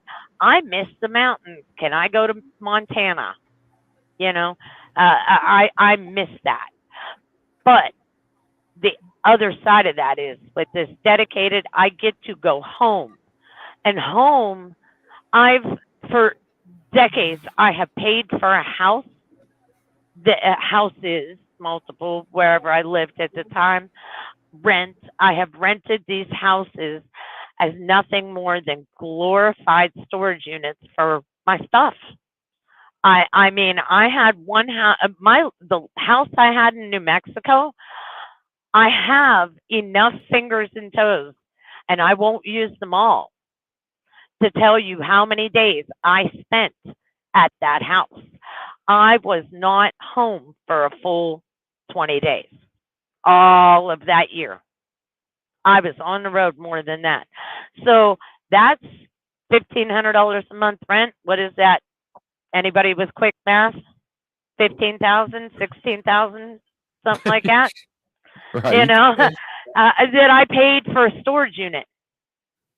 You know, I never got to see the place. So I really do enjoy having a garden. I enjoy having my house. I enjoy decorating for the holidays and the seasons. And I enjoy mowing grass because I haven't done that in 15 years. I enjoy chit-chatting with my neighbors. I enjoy that social, but I am lacking in the adventure department. So it's like, and this is typical of me, Bill can attest to, where I want two polar opposites all the time. All the time. I want my front yard to be the desert and my backyard to be snowy trees. I mean, you know, and it just, it's just, which one do I want more? You know, Right. I think about a normal job like you all have, where you go to work, you go home, you come home, you know, you go to bed and do it all over again, and then 2 days a week you get all day at home. And number one, money scares me because my career has been this. It hasn't been building up to, you know, the size of my paychecks in a different industry per se. I'm used to making what I make. I don't necessarily need to make what I make. You know, you opened a can of worms. I literally cried on my son and his girlfriend yesterday, I guess it was, where I was just like, I cannot find my happy, and it's killing me. I completely understand that, man. Completely understand that, Bill. Kat, what do you think, man? I want to hear your opinion. She's muted. She'll And be right back. just to throw one more part of it into it, I said about my age. And you know, when you're in, you know, and I guess I've always kind of looked at age by decades, you know, and you're in your 30s, you're not thinking about, oh, it's almost over. When you're in your 40s, you're like, it'll be 30 years before I hit 70s. And I know what I've done to my body. I know, I know my energy level. You know, each person knows their own. And now that I'm in my 50s, I'm going, fuck, I've only got like 20 years left to have the physical and the energy. You know, it's not about, oh, well, life ends at 70, but you're not as, I highly doubt, I'm not going to say I can't, but I highly doubt I'm going to be able to climb that mountain or hike that mountain when I'm 70. I highly doubt that I'll be able to, walk around the Vatican at 70. Do you see what I mean? I highly doubt that I'll be able to do the active adventures that I still want to do in 20. I can't even say 20 years anymore. I say 20 years. No, 70 is merely eight. I'm sorry. 70 is merely 18 years away for me. Well, I think we all go through it, man. Like every day, what do? We get up, we go to work, we take care of our kids, we go make money and shit like that, and time flies by. It does, because every day we're so consumed with just going by our daily life that we don't realize how fast it's actually going by. As time ticks, you got to get some sleep, and then all of a sudden, that calendar has turned 3 or 4 fucking years. And where has the time gone? Your kids have graduated, be like, oh man, you look back and you got all these regrets. You know what I mean? You missed this. You could have done this better. You should have done this better. You should have tried this. You know what I mean? So now once we get older, like me, I'm at like the fuck it stage. Like if I see some kind of opportunity, I'm like, fuck it, I'm going for it. You know what I mean? Like what the fuck do I have to lose? You know what I mean? Because I have so many regrets on the opportunities I didn't attack in the early years, or the opportunities that I fucked up, that now it's like, carpe diem, seize the day.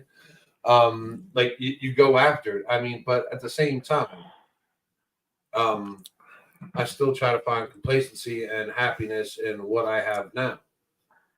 You know what I mean? And it's all not that bad. Do I want more? Yes. I have, you know what? I don't have any regrets, really. And any regrets that I did have, I have learned to accept them. Accept any coulda, shoulda, woulda. Well, I didn't, I can't, and I don't. Past is past. I have great memories. I have terrible memories, but I hold on. I spend enough time in my life wasting them on regrets and wasting them on, oh, I should have. Why did I do that? No, the fact of the matter is, it is accomplishing absolutely nothing to look back and go, well, I should have. It does nothing, because the fact is I didn't. Or maybe it was something stupid I did, i.e. ex-husbands, Well, we'll use Jade for we'll use Jade for an example. I can sit here and beat myself up about that, but why? I did, and I got my positive outcomes. Coda, I don't look back and regret, because it was part of my life, and it's part of what made me me today. I think as you get older, you accept that. I think that my problem right now is more, how do I feel the end? What's the end chapter? What do I want to do? The things that I want to do, it's so weird, because I enjoy teaching anything. I know all kinds of stuff. I enjoy helping people work through stuff. I help people learn how to do new things. I would love my best friend Martha. She volunteers in all kinds of stuff. She volunteers and volunteers and volunteers. I would love to volunteer for events, for veterans, and volunteer. I would love to do a freaking stupid bake sale. Just, whatever. I want to do old lady shit. And so I in all don't honesty, see what's stopping you then? I mean, because any journey starts with the first step, and from what I've heard so far, I mean, honestly, instead of looking, at 70, okay, you won't be able to do this in 70. So if you already know what limitations are, what can you do to minimize that, as you would say, i.e., like when you have time off, do you get out and walk? Do you're worried that you physically won't be able to do something. So I mean, do you go to the gym to get yourself ready? You want to hike, you want to do this, you want to travel, you want to visit places. So what can you do to help, even if you can't hit the ultimate, well, I know I'm never going to be able to climb Mount Everest, but at least I can go to Vermont and go up, or is it New Hampshire? It's one of the two. Mount Washington. Start small and start working your way up. So instead of saying I'm never going to be able to do it, how close can I get? I'm going to try. See, a big part of it right now, and that's where my job comes into play. My job, I've already come to a slight conclusion. I've been telling you these loads have been canceling. So if the next one that cancels, I'm going back OTR, which means I don't go home every weekend, but it means that I'm filling that spot. With what I do, I just left my house and I'm almost to Oklahoma City. And then I have to pick up this load in Oklahoma City. I take it to Kansas and I start driving back towards Oklahoma City. I go to sleep for 8 hours. An hour is used taking a shower, walking into the truck stop, blah, blah, blah, blah, blah. And then an hour is, kind of just getting myself together, for the day, preparation per se. So I have a 10-hour break, and as soon as them 10 hours are over at 10:01 off, I start driving again. And I head the rest of the way back down here, and I do it all over again, 5 times a week. And then I get done on Friday in Kansas. I go to sleep. I drive about 30 minutes to an hour away because I don't have enough time to make it home. And then I have to sleep for 10 hours. So that gets me home on Friday night. Friday night, I get to the house. I take everything out of my truck, of my laundry, my dirty dishes if I have any, anything that needs washed, my bedding. And I take it in the house. I do my dishes. I do my laundry. I go to sleep. I wake up. I pay my bills. I finish my laundry. I pack everything back up to bring back out to the truck. I proceed to make my meals for the entire week. And then I bring all the stuff back out to the truck. And then I go to sleep. I wake up. I take a shower, I come out to the truck, and I put everything away where it belongs. And then I get everything, my cold food and stuff. I clean up any kind of mess that I left in the house, and I turn the key to this truck again. That is my week every week. That's all I have time to do. If I have extra days, like when my load cancels, yes, I take Brandy out, my puppy out for a walk. I have made friends at truck stops where we'll stand there and chit chat or whatever. If I have an extra day at home, I will do my grass, or I'll watch some NCIS, or I will chat with my neighbors, or I'll go somewhere with Martha doing something positive. I'll work with my garden, or I have yet to paint because my son asked me, he's like, Mama, why aren't you painting lately? And I said, I'm just too in my head. And he's like, and then I said pretty much everything I've told you guys. And he's like, you're lacking the inspiration. And I'm like, yeah. I said, who the hell wants to paint Kansas or Oklahoma? Good God. You know, I used to paint what I saw. And now I don't know. I just feel like I'm imploding. So my question is, like, I mean, you know, like for me, if I was on the road and right before I go to bed, you know, I'm getting out at whatever truck stop and I'm getting out and I'll do circles. You know, just get out there and kind of walk around a little bit. Instead of watching NCIS, I'm taking that time and I'm going to the park. I'm going to hike. I'm going to, you know. I like to do something like if I feel like useless, if I feel like I'm in like that endless fucking like roustabout, I have to throw like a wrench in my routine. I have to do something spontaneous, even if it's something small. Like for me, like going to the park might be fucking spontaneous, which is okay. You know, I mean, if that's how dull my life is, and going to the park spontaneous for me, I do it. You know, I try to get out of the monotony of everyday fucking getting up, going to work, feeling like shit, or you know, like I need to do something different. And like lately, like I've been doing like a lot of different things, like stepping out of my fucking my bubble or my So basically, you just in a longer version said what I just said. Yeah. Okay. Yeah. So we're in agreement. Yeah. No, I change it up. Even it's the small pleasures that I try to. Wait.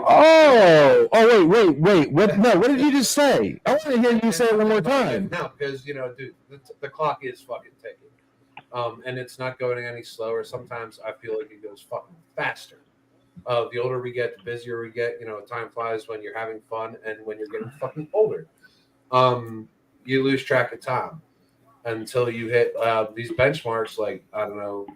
50, 60, you hit these decades and you're like, holy fuck, I'm in my 50s. Holy shit, I'm in my 40s. Fuck me, I'm 30. You know what I mean? Like, it flies. You hit certain ages and it doesn't matter. You're like, fucking 33, big deal. You know what I mean? But then all of a sudden you're 40. It's like, holy shit, what happened to 37, 38, 39? They fly by. I like to change it up. I like to take risks now. More responsible risks than I did when I was a kid. If I want something now, I don't know if there's going to be a tomorrow. We never do. I'm going to change it. I'm going to take that fucking leap of faith. Hope it fucking works out. If not, you know what? I've rebounded and I recovered before. I'll do it again. So you brought up a good one there. Give an example of what you do out of the norm that takes a risk. Give people chances. Change my personal style. You know what I mean? Like jumping off a fucking cliff. Okay. We're doing something I never thought I would do before. A ghost walk. Yeah. Shit like that. Like fuck it. I mean, seriously, dude. I'm fucking 38 years old. Like, I don't know if I'll see 40. I'll take chances. I'm about to beat your ass. I'll take chances. Because you only get one of these lives, man. The older you get, man, you actually start remembering more and appreciating how precious it really is. So yeah, I do have regrets because there were chances I could have taken earlier and I didn't do it because I was being more conservative or reserved, and I didn't do it. Fully regretting? No, because if I did take those chances, I wouldn't have had the opportunities I had later, or the folks in my life I have now. I believe that every action we make sets off this fucking crazy timeline in your life. If I go to Sheets tonight, it'll totally fucking dictate the rest of my life. But if I don't go to Sheets, my life will be completely different tomorrow. It's weird. I think every action that we take, completely. Yeah, you feel better if you don't. The future, you know what I mean? You just got called out. Every decision. Oh, fuck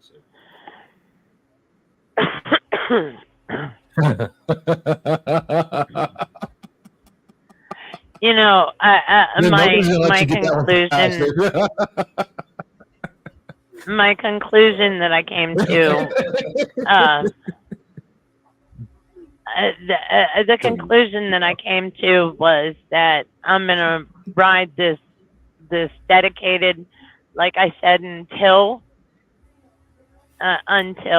the next cancellation.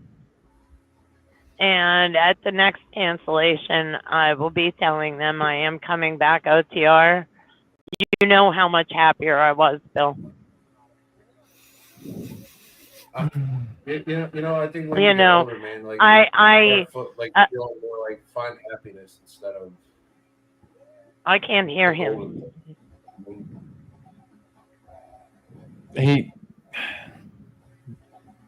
Well, I can tell you right now. Like I stopped looking for the golden things, and I start looking for. There you go. Now you can put it back on. For like happiness, because I think almost like right now, as you're getting older, you start realizing that time is just as valuable as money. And where your time is spent and who you're spending it with. Like, if I'm giving you my time, dude, that shit is fucking currency. That's someone's fucking heart and soul right there. That's someone's. You only have so much of it. I mean, same thing as money, but you know what? Money will still be there. I mean, that shit gets passed on when you die. Your time does not. Time is very fucking valuable. What does Steve and Katrina got to say on this whole thing? I think Katrina's still reading her name. Oh my I God, have a lot to say on this subject, actually. Oh, bring Heather. Oh, here it comes. So, being that I'm living, I guess you could say, a second life. This is my second chance around because I have died before. They brought me back. I have done, and Steve-O will, I think, agree with me. I don't take anything for granted anymore. I live every day as if it were my last. I make sure I tell everybody that I care about, I love you, and I make sure that I do everything that's going to make me happy. And I live by that mantra right there. Steve-O, what do you think? Where is she? Did she freeze up? I think she froze. No, she moved. No, she moved. I'm here. No. Oh, okay. I don't know. I have a lot of medical issues, and I try to do what I can on an everyday basis. I try to get out because I know sooner or later my health issues are going to take over my life, and I'm not going to be able to walk. I'm going to be in a wheelchair. It's just so. I got you ride, motherfucker. Yeah, you it's do. Really fun on Thursday. The difference. Hopefully, get me on Thursday morning. The difference between Steve-O and I is I don't worry about my health issues physically. As long as my brain is still going, he looks at it as, okay, he's having a hard time walking today, so that lets him have a bad day. His body is telling him he hurts, so he mentally is having a bad day. And I look at it as, okay, my body hurts today. I'm going to fight through it because I'm going to make sure that everybody around me gets a positive me. Yes. So, to be fair on that one, what you're kind of saying is he doesn't do that? He is the biggest negative Nelly that I know. I just, that's just how I've been. I know that time's going to come. I don't know when it's going to be. That's why I try to walk as much as I do now, because I know for a fact I'm going to be in that wheelchair.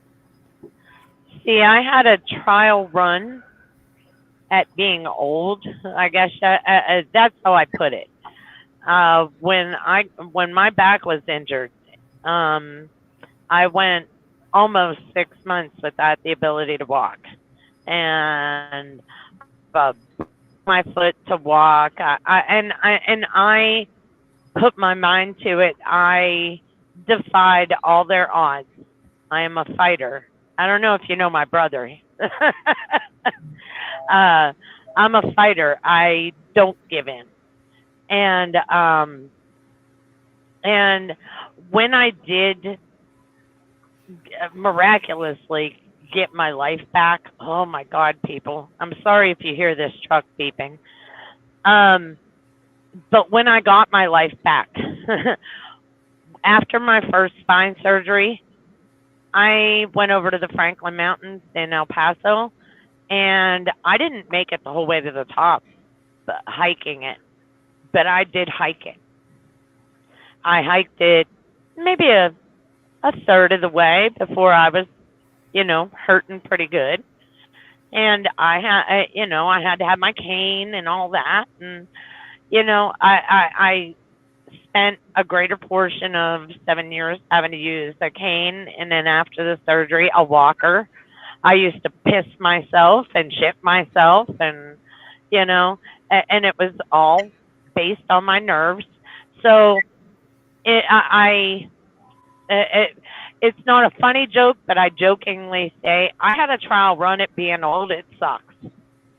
So after I was blessed enough to be able to do the things that I can do, as I call it, get my life back, up until this past year, and I think that's what's got me, is what was it that made me go, okay, stop it. And now why am I so afraid to go back to living my life? I don't understand what is going on here. You can't see me. Can you see that? I don't understand it.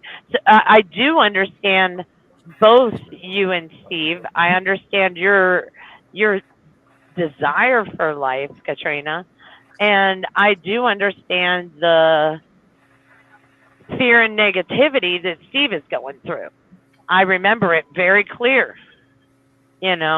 It's hard to wake up and go, it ain't gonna be any fucking better, is it?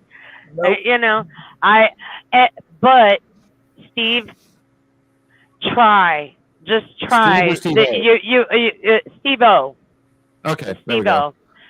Just try to find that one little thing, whether it's Katrina's smiling face or pick up. Pick up. I don't know how you are with your hands. Doodling and stuff. Make temporary tattoos on your wife's body or something. Everybody's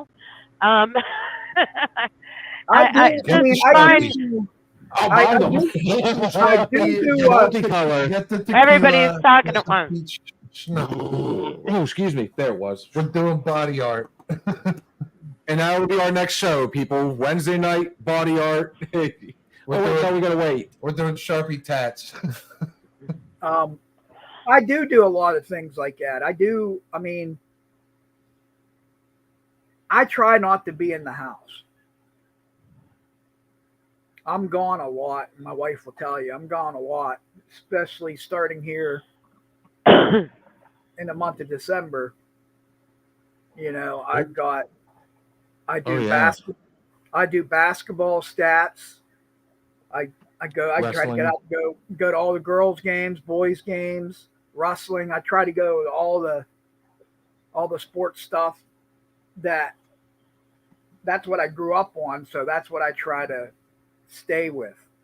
But instead of watching, I'm watching and I'm actually working with the school, doing like the scorebook for the team, giving my 2 cents to certain people and stuff like that. So I do try to get out. Like football season, I was out I announced for the Little Midget Club this year. I've been doing it for a long time. How? Years. Go ahead. I was just going to say, how awesome is that? Your voice is going to stick in their memories for eternity. Yeah, I've been there. I've been there quite a while. I don't even have no kids involved in it, but I still help out if I'm needed to. This is my point though, is your brain is still there. And Steve can vouch that there is plenty, and I'm sure Sis and Bill can also vouch, there are plenty of other things that can help you. You have an electric wheelchair. It may not be at the house. It may not be charged right now. I don't know. There is the rollator. There's a walker. You have to quit being stubborn and thinking, okay, I'm going to be stuck in a wheelchair. Whether you're in a wheelchair or whether you're walking, your brain is still there. You have to stay positive and say, okay, I may not have the use of my legs, but I'm still able to be here. I'm still able to be positive and be able to be there for my family mentally, as well as for all of the other things that you do. All those kids, when you announce those games, literally, you should see the faces on those kids when they hear their names come out of your mouth. When you go to the football games and everybody that walks by you knows who you are and you know who they are. That says something about you. So you need to quit worrying about whether or not you have the use of your legs. You have the use of your brain. You're still breathing. I will say one thing. Let's, we try to avoid, like, personally, going at each other. So when we're talking, let's try and keep it like generalized. You know what I mean? So when you say like you, kind of keep it that way. It doesn't sound like you're going right at somebody. Because it is a wide topic. It's an actual topic, and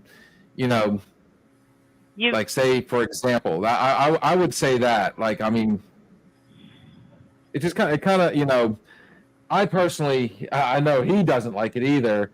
If we were to call each other out in front of other people, does that make sense? Mm-hmm. So I mean,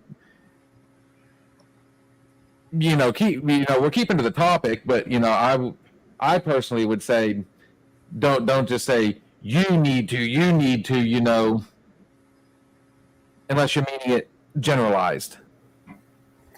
That's just my opinion.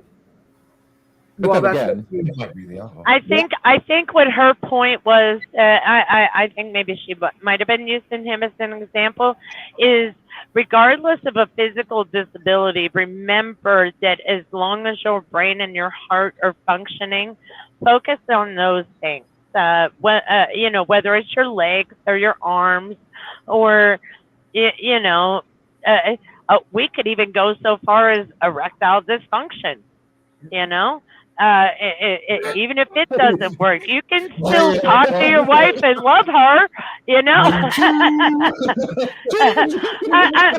well, we can say, we can be fair and say menopause as well. What the wife's, a woman's factory has decided to shut down. If you can get close to her without her biting your head off, remember, use your mind and your heart in everything. When it comes to relationships, I've had, since I am the age I am, I have a lot of friends that have those sexual problems, and and it's like, hey, did you marry her just for that, or did you marry him just for that, or did you marry the human being that they are? Pay attention to the other parts that you do have. Don't focus on what you don't. I think that's what Katrina was trying to say.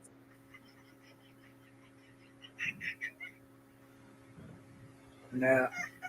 I'm sure she was meaning it in a certain way, but yeah, I was just suggesting that we don't try and like, I mean, if you think about it, if I said, you know what, quit quit worrying about your age. You need to worry about this, and you need to worry about this, and don't worry. Don't quit complaining about. Every time you say you, it comes off as aggressive. That's why when I say you, I always say, I make sure I let the person know, okay, you brought up the topic, but I'm meaning this in general. I'm meaning this in everybody. I got I'm just, it's just easier. It's easier to get the point across when you're not directing it right at somebody. And it's even happened on this end where, we've had conversations and it sounded like, we were, he's expressed to me that it sounded like I was going at him. And, I'm like, no, that's why I was trying to, that's why I make sure I emphasize when we're on a subject and we got something good going on, I'm not just saying, i.e., for example, when he brought up the masks the one time, that to me was, a good subject. And, I'm bad for this. I will be the first one to admit I'm bad for whenever I really get, I get going, I do come off as aggressive. So that's why, especially when you got something going on, like, a really good conversation, I try to make sure I let everybody know that it's as general as possible, not just, right. Boom, we going got right it. at somebody. Because if you sit there and if I was to sit there and point out, and I'm going to tell you right now, even if you did that to me, like, I'm going to get pissed off immediately, and that's not helping me. You're angering me more, and it's diluting what the topic was. Yes. So let's get back on topic. We get it. You really, we get it. I mean, we get it. I'll let you know. So the topic was. Run-ons that go for like 5 minutes and really overemphasize everything. I'm sorry. So I'll keep that in mind next time you're doing your run-on, and 5 minutes later you're overemphasizing. OMG. Welcome to sibling rivalry. this is and see we know it was going to happen. That's and this we do this. So who the hell is watching sports right now? This is way more entertaining. I did have a 10-6 Cowboys lead going into halftime. I think Sis froze. I may have. It's where I'm at. Give it a minute. Yeah. No worries. It happens. No, you missed the fun night whenever we had something going on really good, and then like everybody else could talk, and we literally dropped on our end. It went. We had to reboot everything and start over, and somehow it still stayed live. It looks like I'm better now. Kind of. Yeah, that's matter of yes. Put some gloves on. I think we just got the finger in the dark. Oh. No, you didn't. I was waving, and then I bit my finger. Sure. But ultimately, I want to say thank you to y'all for just at least even listening to me. Because because it was and I couldn't really. I think you guys knew that I was going through something for the past couple of weeks, and it really is career more than anything career oriented, and just trying to decide what is going to make me happy, I talked to you guys, and I would love to come in, be like, ha ha, hi, and you guys can all watch me cackle or whatever. Show you all my creepy hands. That's to say the least. But I feel like I'm imprisoned. Right. I just needed to find, I had to find within myself what the real problem was. You know what I mean? And I really do think that if Bill, you know I can't keep my wings clipped. You know I can't. You know I can't stay in one spot. I can't. I've said this before to everybody. I have a hard time staying in one spot. The only way that I stay within the lines is on the road. You know, I stay within my lane. Otherwise, I'm wanting to be all over the place. I want whenever I am sitting on my deathbed to be able to say, yeah, did that. Yeah, did that. When my granddaughters say, oh, Lala, have you ever seen or have you ever done? The answer is almost always yes, because I want to live my life. I don't want to just ride along, you know. One of my favorite moments, probably one of my saddest times. It was after Twix passed. I came to visit you, Bill. Do you remember when I brought that sapphire dirt, and me Yes. and me and your children sat there and I taught them about sapphires and all that stuff. His youngest, oh, it was so cute. She just fascinated by finding the gemstones in the dirt. You know, those moments, that I love. But if I'm stuck on this run, I'm going to have to schedule it. You know, I'm going to have to schedule time off. I'm going to have to schedule. No, I'm in the same boat. I took the last 2 weekends off, and I've absolutely loved it. I'm hating I'm missing out on money, but, you know, like this gentleman said, you know, it's not always about the money. No, your time. So on that note, realize it. we're gonna take another small break because I'm not gonna lie, I gotta kind of go to the bathroom, and be like a motherfucker. yeah, we are going to pick this right back up. We got a hell of a conversation going here.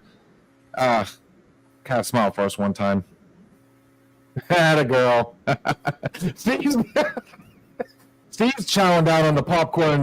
You know, this is better than like any like. Dude, the strippers left, and he went ahead and he threw some popcorn in the microwave. He's got the munchies. It might be just the munchies. Guys. So, guys, we're going to throw some Shaman's Harvest at you. We will be right back. I'm having a hell of a time, guys. I think we got a good thing going here. Be right back. Yeah, good talk.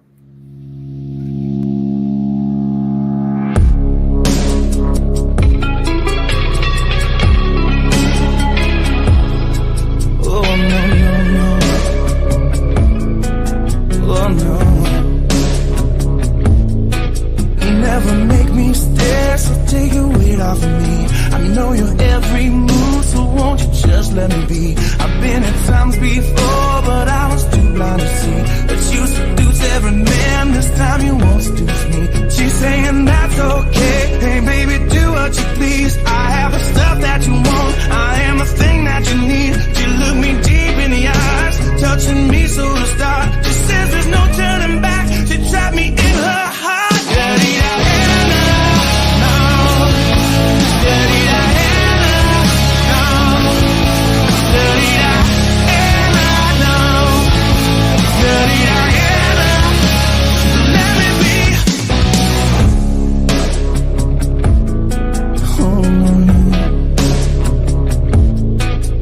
Likes the boys in the band, she knows when they come to town. Every musician's a fan after the curtain goes down. She waits at backstage doors for those who have prestige. You promise fortune and fame, a life that's so carefree. She says that's alright, and baby do what you want. I'll be your night-loving thing, I'll be the freak you can taunt. And I don't care what you say, I wanna go too far. I'll be your everything if you make me a star.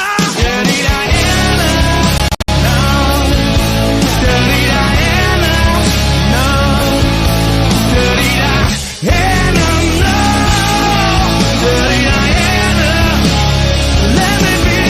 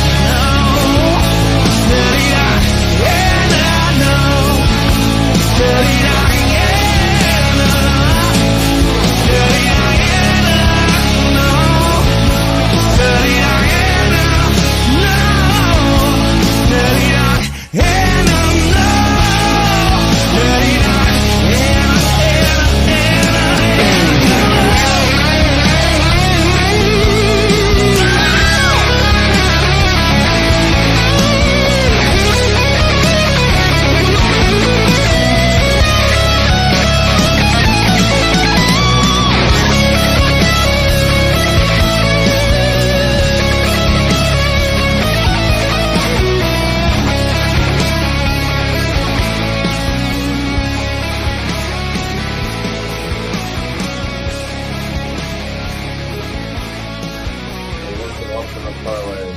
The Jets. Uh-oh. and the Ravens. The Jets and the Ravens. Check this out. Oh, I'm good. Everybody else had it. Sis, what do you think of that Just song? I like it. It's never gonna have the power of MJ's, you know. But Well, I mean, I think they do. Too. Yeah, exactly. So I think it's good. I've heard multiple versions of it, and I like that one fairly good. But I am gonna have to check into my customers, so I'm gonna have to mute my mic for a little bit. Okay. I'm sure we'll still be on here for a few more. All right. Cool. So that being said, it's just us. It's just us now. Oh yeah, I mean, dude, those are some. That was sis. Definitely, thanks for opening up, man. Dude, I don't want to see fucking 50 and feel like you. Seriously, no, I don't.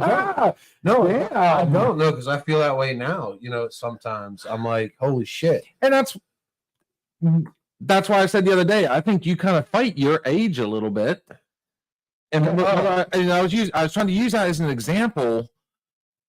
I think all of us do to a certain degree. Honestly, I was fucking clubbing last night, dude. I brought like my 23 out. I was out there in a Michael Myers mask jumpsuit, dancing. Fucking, I was all over the place, man. No fear, you know what I mean? I mean, age is just a number. I mean, but I don't know. It's still there at the end of the day. I don't know. Do you fear getting old? Honestly, older, petrified. Like because now, like, you know, I've hit this 44 mark, and you know, it's to the point where like I almost fucking forget how old I am. There was one year, it was like last year or the year before. Somebody asked me how old I was, and I honestly didn't fucking know. Well, look at this. Did that ever happen to you? Like, I was like, well, to be fair, I had to look at my fucking ID because I didn't fucking remember. I think it was about going by that fast. Was it about 2 weeks ago? There was a child that said I looked older than you. So yeah, I said you could have been my grandfather. I could have been your grandfather. I think it was. I'm sure she's on here listening and laughing her ass off. Major win. I love that kid. Yeah. How about yesterday? Old. What? Do you remember yesterday? Yeah, I wasn't drinking that bad yesterday. Bits and pieces. Do you not remember your daughter asking Elizabeth if he was her dad or her granddad? Oh, poor Steve-O. Oh, for God's sake. He thought that Steve-O was Elizabeth's grandfather, the poor guy. Oh, dude, it brought a good laugh out of all of us. I mean, that was... Yeah, no. Speak of the devil. now, there are certain things that like remind me of like how old I'm getting. All right, so when I go to get my hair cut, right, I don't know why they use black capes, because if there's one little fucking grayness that falls out, it sticks out in the black cape. Like, I need a gray fucking cape. And I don't want to see it. You know what I mean? Like, I'm like, oh my god, that's not on my head. Okay, you know, was that me? Okay, I'm gonna one up you. When I was trimming up this weekend, the face. Thank you for elaborating. I happened to take a look because Sarah, when she was cutting my hair the other night, was saying I had hair growing out of the top of my ear. So I'm like, and I looked off to the side and I went, wait, I do have a hair. And when I pulled it out, that son of a bitch was solid white. It was attached to the inside here. I don't think you can get a dark one up there. I think only gray ones grow there. I mean, and as I was like, you know, trimming all this up and everything and trying to get rid of that, you know, post-summer beard. I can't grow a beard. I call it a beard, but I can't grow a beard. I'm going to call it right now. It stops right here. Next thing you know, I do great in the neck. Because we know how cool neck beards are. I get a neck beard. Oh, no, don't do that. But no, it once I get above here, dude, patchy. Oh god, it looks like I have mange. Oh no, I just can't. I don't know. I mean, it's never happened. But like as I was, you know, the more and more I was like, you know, just hitting it with the razor and going off and trimming everything down, like, and yes. You even said you found it. What? Great pube? Oh yeah, I never had a great pube. you said you did. No, I fucking didn't. I think we can go I back. never had a great fucking pube. Dude, I'm gonna tell you right now. We've got video evidence. No, I fucking No, we don't have video evidence of it, but we have video evidence online, audio of him saying he found one. I am smoother than a fucking baby. I manscape like a motherfucker. Notice how he started. I number one, I don't like examine my bush. Like I don't do it. Well, you have to if you're manscaping. No, I just fucking nair it and fucking done. Nair it and done. Don't have to do nothing. Spread the icing and rinse it off. That's gonna be even worse when your Eagles lose this year. I'll get the fuck out. Oh man, we got to do the old bee hole. But no, I mean, can you get gray holes on your bee hole? I think Gray so. hairs on your bee hole? I don't know. I haven't looked back there yet. I can't see. I can't reach. But no, like Let me know. I kind of like the salt and pepper, look going on. And I told you just the other day, I'm actually getting excited about 50. What? I am. Why?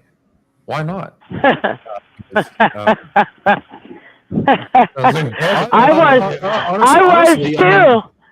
was too. Wait, this coming from your 44, right?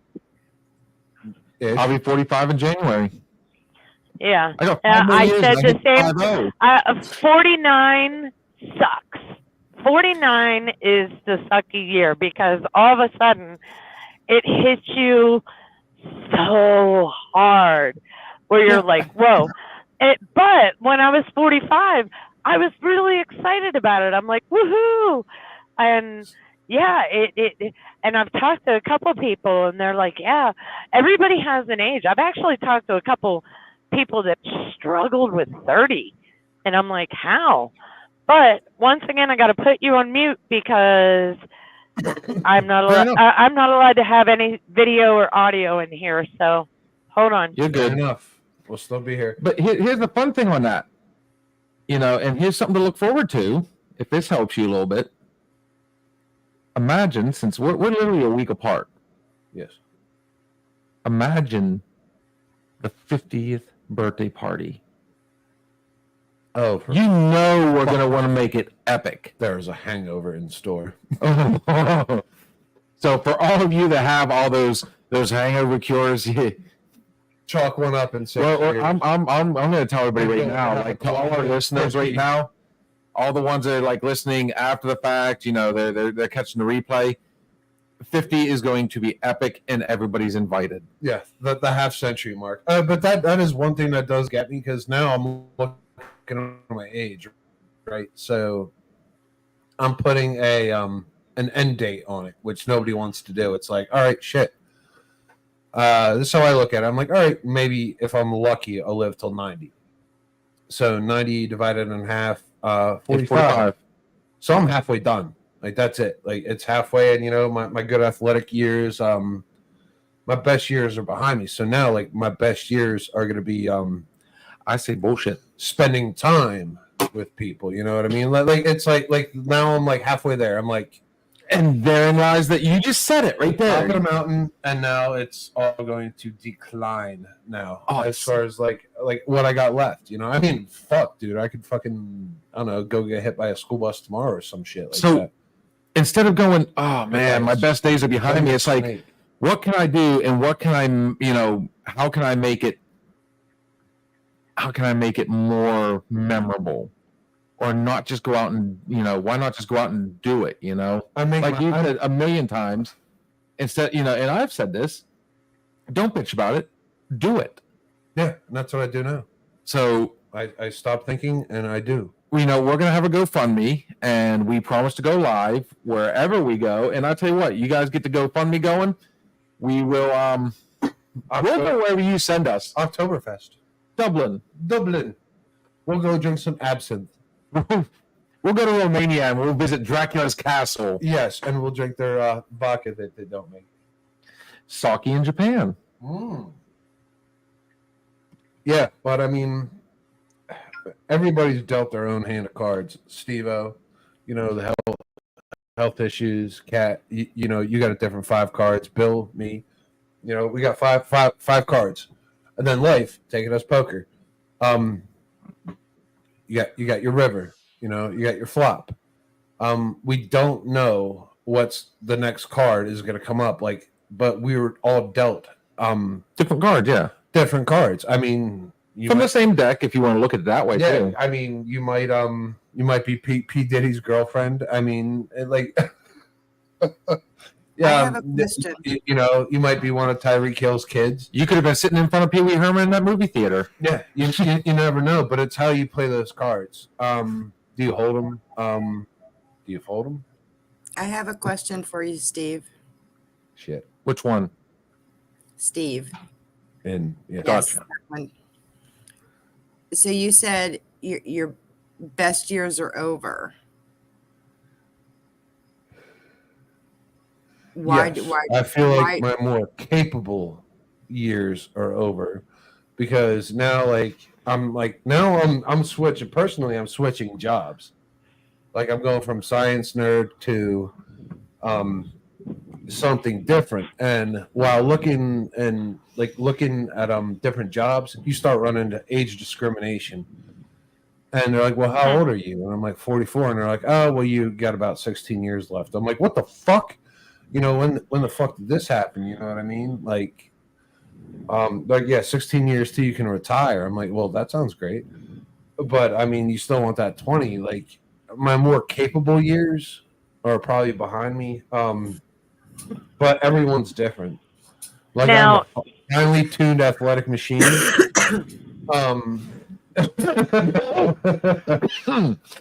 don't smoke anymore. I just got a bullshit cough. Yeah, I still have the libido of a spider monkey. With help. I go from 3 to 5 hours like that. 3 hours standard. Better living through pharmaceuticals. I hate you. However, I feel like the older you get, I mean, you become less of a commodity to employers. Okay. Physically, mentally. Okay, I mean, if you got the shit, you got the shit. Oh wait, she's that's counteracting. 2 employers. That's 2 employers. But I don't look at life as my worth or whether my life is good, the best years, because of what an employer does. I look at the ones that I make a difference in their lives too. And I agree, but that doesn't pay the rent, though. Well, I understand that, but so my life, honestly, my teenage years and up until this point, I don't see it as my best years. My best years are because of those years, the experiences that I had and the things that I learned make me the better person that I am now. So my best is yet to come. My best years would be the 51 and 7 months and 20 days that I've been alive. Even if it seemed bad at the time, all those years were to shape me to the person that I know and love as myself today. So I don't look at my best years are yet to come, because tomorrow is not a guarantee and yesterday is gone. So my best year is now, hopefully tomorrow, and all the ones that created me to now. So I similar perspective, but like a more positive way. It's like a level of acceptance. I'm going to have to disagree with you, girl, on that one. Love you to death, but I disagree 100% because I think you kind of took it a little more on the darker side on that one. We don't know what, you're right. We don't know what happens tomorrow, but that's why you always have to live and prepare. And I mean, he said it the best. He could be hit by a garbage truck tomorrow, but that doesn't mean I'm going to stop preparing. That doesn't mean I'm not going to, I'm not going to let that dictate and prevent me from still trying to pursue and make, it's called the golden years for a reason. All you can do is bust your ass right now, and then when the time comes, it's going to happen. I don't look at tomorrow, and I call this out to everybody. I don't think, you need to look at it, as tomorrow may never happen. No, I look at it as yesterday's history, tomorrow's a mystery. It's like, every day, if you really want to look at it that way, Christmas morning, every day. So why look at it as, I'm going to live it, I'm living in the now, but my now is setting me up for tomorrow. Yeah. That's the way I think, is the more positive way to look at it. Yeah. I mean, I don't know. The shit with Steve-O really bugs me because he knows what's coming. He's determined. But you know what? I don't fucking believe it. You don't believe what? That he's not going to be in a wheelchair. Nope, I don't believe it. Oh, that he is going to be in a wheelchair? He's going to Yeah. I don't believe it. He thinks he is, but I think he's going to get a surprise. What do you think, homie? Are you still fighting it?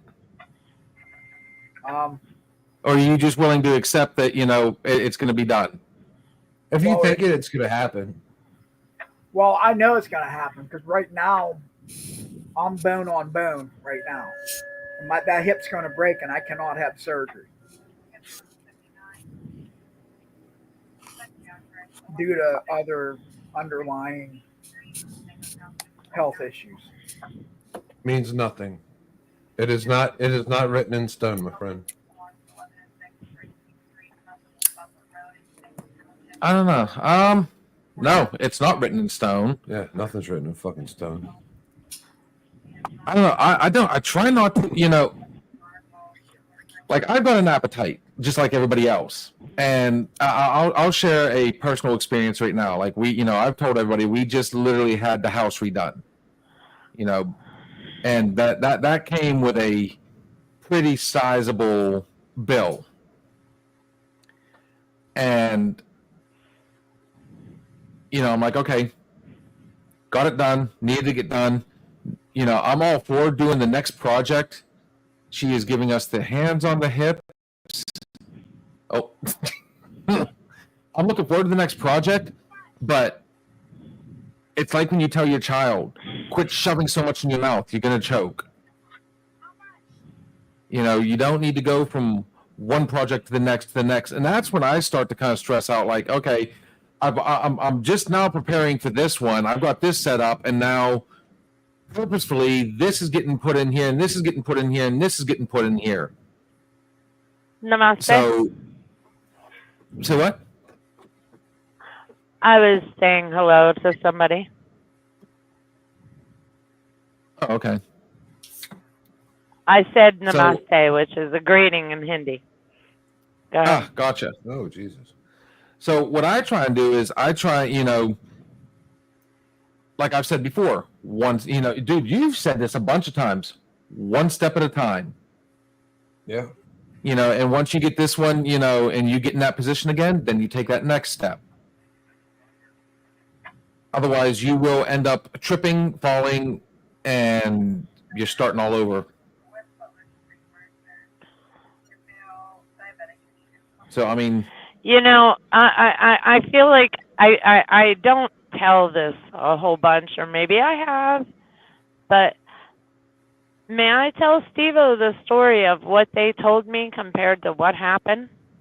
Absolutely. I slipped off the step of my truck at an ice storm. Okay. And I thought I pulled a muscle. Well, what happened is throughout the next several hours, I had 2 discs. So what I did was I herniated them. Then I had 2 discs rupture, L4, L5, and L5, S1. Okay. And I couldn't sit. I couldn't lay. I couldn't stand. I couldn't walk. Everything was sheer hell. They gave me, my first surgery was a discectomy, as was my second surgery. They told me that I was never going to walk right again, and that I had less than a 1% chance of ever driving a truck again. Well, you see what I do every single night. I stood in front of them. I walked in front of lined up mirrors in my house every day. I practiced because, and I used a belt to lift my foot because I had foot drop. I used a belt and lifted my foot so my legs didn't look like, because I'm that vain. So one didn't, I had atrophy and no feeling from the knee down on my right leg. I worked that muscle. I couldn't move it myself. I had to use that belt to make it look like my muscle was there. I practiced walking every day. I practiced because I didn't, and it's a vanity issue. I did not want people to see me in that condition. What would people think, right? Which is the wrong reason, but it served a purpose.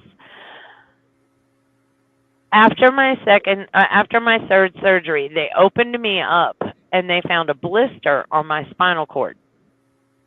Or during my third surgery, they found a blister on my spinal cord, and they cleared up that blister. And that they said, "Oh, well, it had some nerves bound up in it, you know, and we'll see what that goes to." And I was smiling the whole time. I was like, I was super excited because for the first time in 7 years, I could feel my foot. I could feel the blankets on my leg. I could feel with my foot. And when the doctor was done telling me all that stuff, he's like, "You feeling good from that morphine?" I said, "I can feel my foot." Okay. And he pulled this thing out of his pocket that I swear it was an ice pick, but because my nerves were new and raw again, right? And he poked me in the foot with it, and I responded. And he was like, "Oh." So, with that being said, I am going to show. I am going to prop my phone here, and you can see that I've got my cowboy boots on, and you can see that I am walking just fine. And if I could position my camera right, I would show you a cartwheel. Walk away. Don't do it. but my point is, 80% of it was here. What I believed I could and I could not do. So I'm not saying your doctors are ever wrong, but that fighter in you, that believer in yourself, you're a sports guy. You need that coach within your head to coach you and say, "Hey, dude, now let's fight, let's win." And it may not give you perfect results, but it'll give you better results than you're expecting. I'll try. And there's my piece. It can be done, Steve-O. And that, I loved every second of that. I had to run outside to go to the bathroom, so I do apologize, but I loved every second of that. That doesn't get much more motivational and positive right there, honestly.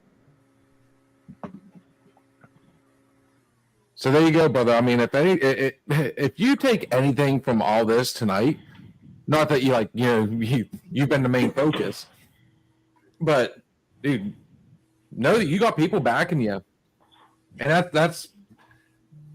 Are you sweating? It's spicy. It doesn't take much ketchup makes me sweat. Fuck. No, Bill brought some deer, dude. Are you kidding? I started eating it without even oh my god.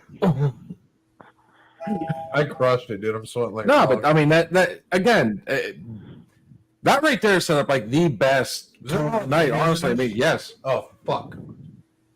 Oh yeah, you're not supposed to eat my home. Yeah. I might shit myself. Oh, God. So keep eating it. Oh, fuck. Yep, there are gelatinous, right? And, I'm done. No, and that just goes to show you, man, you have what I think everybody really needs. Back it You up. got friends behind you. We have people that believe in you. Yeah, I know. But Ooh. Sorry, I had to take a phone call. Oh, no worries. In between all that, I think we've done like a million different things, but I was Cool. listening. I mean- was being respectful and took my camera off. well, that's why I said though. I mean, are you saying we're not just we're being disrespectful? Are you calling us? Nothing's wrong. No, I said I was being respectful by turning my camera off so you guys didn't see me talking on the phone. Nothing's written. Oh, that's stone, one dude. of those. I was pronounced dead one time, dude. I was literally pronounced fucking dead. I'm still fucking here. Like nothing. I was in a coma for fucking 4 days. Nothing was 2 is in days. stone, man. You know, I life was has 2 its own fucking plan. I mean, we don't write it. So somebody else writes the plan. That we're not meant to understand, man. We just go with it, man. One day at a time. Do your best and fucking. He is pouring sweat right now. It's so hot, dude. I didn't know there were jalapenos in it. Holy shit! I'm sorry. You had devoured like a deer leg. like I mean, I wasn't laughing at your point. It's like I'm sitting here looking at you, and it's literally running down his face. I can't eat hot shit, dude. He's like, here's deer, and I was like, It's not even that bad, and he is like sitting here soaked. I cannot do hot stuff. Yeah, I took a chick out on a date one time for wings, and I wanted to be a badass. I'm like, yeah, I'll get the medium. Dude, I had like armpit stains and shit like that, like during this date. Like I had like a collar, like of sweat. Like I'm over there dripping, and she's like, "Are you okay?" And I'm like, "I'm fine." Not everybody can be Connor. Yeah, dude, he did the hot wing challenge. Remember that? She's like, "Can you take me home?" I was like, "Oh my god." I was just gonna ask you the same thing. You gotta use your bathroom. Yeah. Oh, that's funny. Yeah, but nothing's written in stone, man. We wish the best for you, and we're always gonna be here on the other end. And again, I mean, the whole show is all opinion. So just because I said, well, her way of looking at it was, bleak. She's probably looking at it as, oh, well, you're just over. What's a good way to put it? Like, you're not taking it serious enough. You're more. You're too. I've got the word return. I can't think of it. Too optimistic. That's the best way to look at it. But I mean, the fun part about this, I mean, these conversations, especially tonight. I mean, this has been a really good one. I mean, it gave everybody an opportunity to say their piece. There's been some banter back and forth, disagreements, but again, everybody gave out their opinion. We're all entitled to this. And that's exactly right. Everybody's entitled to it. Is it right? No. Is it wrong? No. But at the end of the day, you have to do what works for you. And right now, what's going to work for him is a shower and some milk. It's so hot. It's not. I'm on fire right now. What did you give him, Bill? It was jalapeno cheddar. You said cheddar. You left out the jalapeno part. I said jalapeno. Listen to it. Okay. Yeah, jalapeno cheddar. It was summer sausage, deer, venison. It's one that we shot ourselves. So you're safe. It's all good. Meanwhile, I'm sitting here gagging down tuna noodle casserole. I'll trade you, Steve. Oh, it's already in me. I'm already done. He's going to be screaming here in a while. Get out of me. I forgot all about him not liking, well, It's not that he doesn't like jalapenos, right? It's just it does bad things to you. I love hot stuff, but like it just instantly makes me fucking sweat and it makes my mouth fucking hurt. My throat feels like I got knives in it. But I'll sit there and I'll keep eating. I'm like, oh, this. Dude, he was literally sitting here going, "This is so good. This is so good." And that's why I was like, "You did try it with mustard." Blah. And he's like, "This is so good." Oh, I was making love to it. And I look over, and he's just Niagara Falls. It's like in my eye. Dude, that's happened to me before, dude. I'll be honest. I don't know if I'm crying or if I'm sweating. Well, I'm going to tell you right now, like, on a side note, now that we're, time to relighten the mood, we can all laugh and joke again. Yes. So me and Kaylin used to go over to Pizza Hut and do a daddy-daughter thing. Okay. And we always got the same thing. We would get the buffalo chicken. What is it? Those called the folds, the wraps. They look like little wedgies. Wedgies? They might be. Either way, we'd get the buffalo, and then sometimes we'd even go ahead and split the buffalo wings. And I tell you what, I don't know what it is about their buffalo. Jesus God, you go to take a drink of like a soda, even, and it's like liquid fire. Oh God! If you're saying that, dude, I would be in the. Oh, dude, I'm going to tell you right now, I would never let you eat the buffalo from. Oh my God! And we're both sitting there, just like, pouring sweat. And I tell you what, she's the funniest little kid. Whenever she's eating those wings, like she'll sit there and she'll be like, she'll take a bite and she goes, "I like spicy stuff." And then she tries to take a drink and she'll be like, "That hurts." Oh my and then God. she'll take a bite of another wing, and it's just like I would be on the ground holding my ovaries. I would be so it's so bad. Oh my God. No way, man. No way. We're saying all this and she's eating her tuna noodle casserole. No, even like Enjoy. if I smell hot stuff, I start sweating. If I smell it, like I'll go to Permanis and someone gets hot wings, I'm like sweating just smelling it. Ask these guys. So we did Permanis last night, actually. Okay. And oh no, you're not missing out. You're not missing out. No, I'm going to be honest. It was not the waitress by no means, and it's not even that they were that busy. I swear on my life that everything they brought us, they left in that damn fryer too long. Like everything was chewy, the breading was like over crunchy. And I was like, my stuff was supposed to be spicy. I was adding cayenne hot sauce, and it wasn't even. It didn't phase it in the least. Like that was by far. That was not the best for Manny's night. Sarah got this. Keelan, Elizabeth, and I, all the chicken tenders, they were extremely hard on the outside, but the breading wasn't even done on the inside. Ugh. Wait. And what really bummed me out was like Sarah got the sandwich. Well, I can't remember what was it called. Like it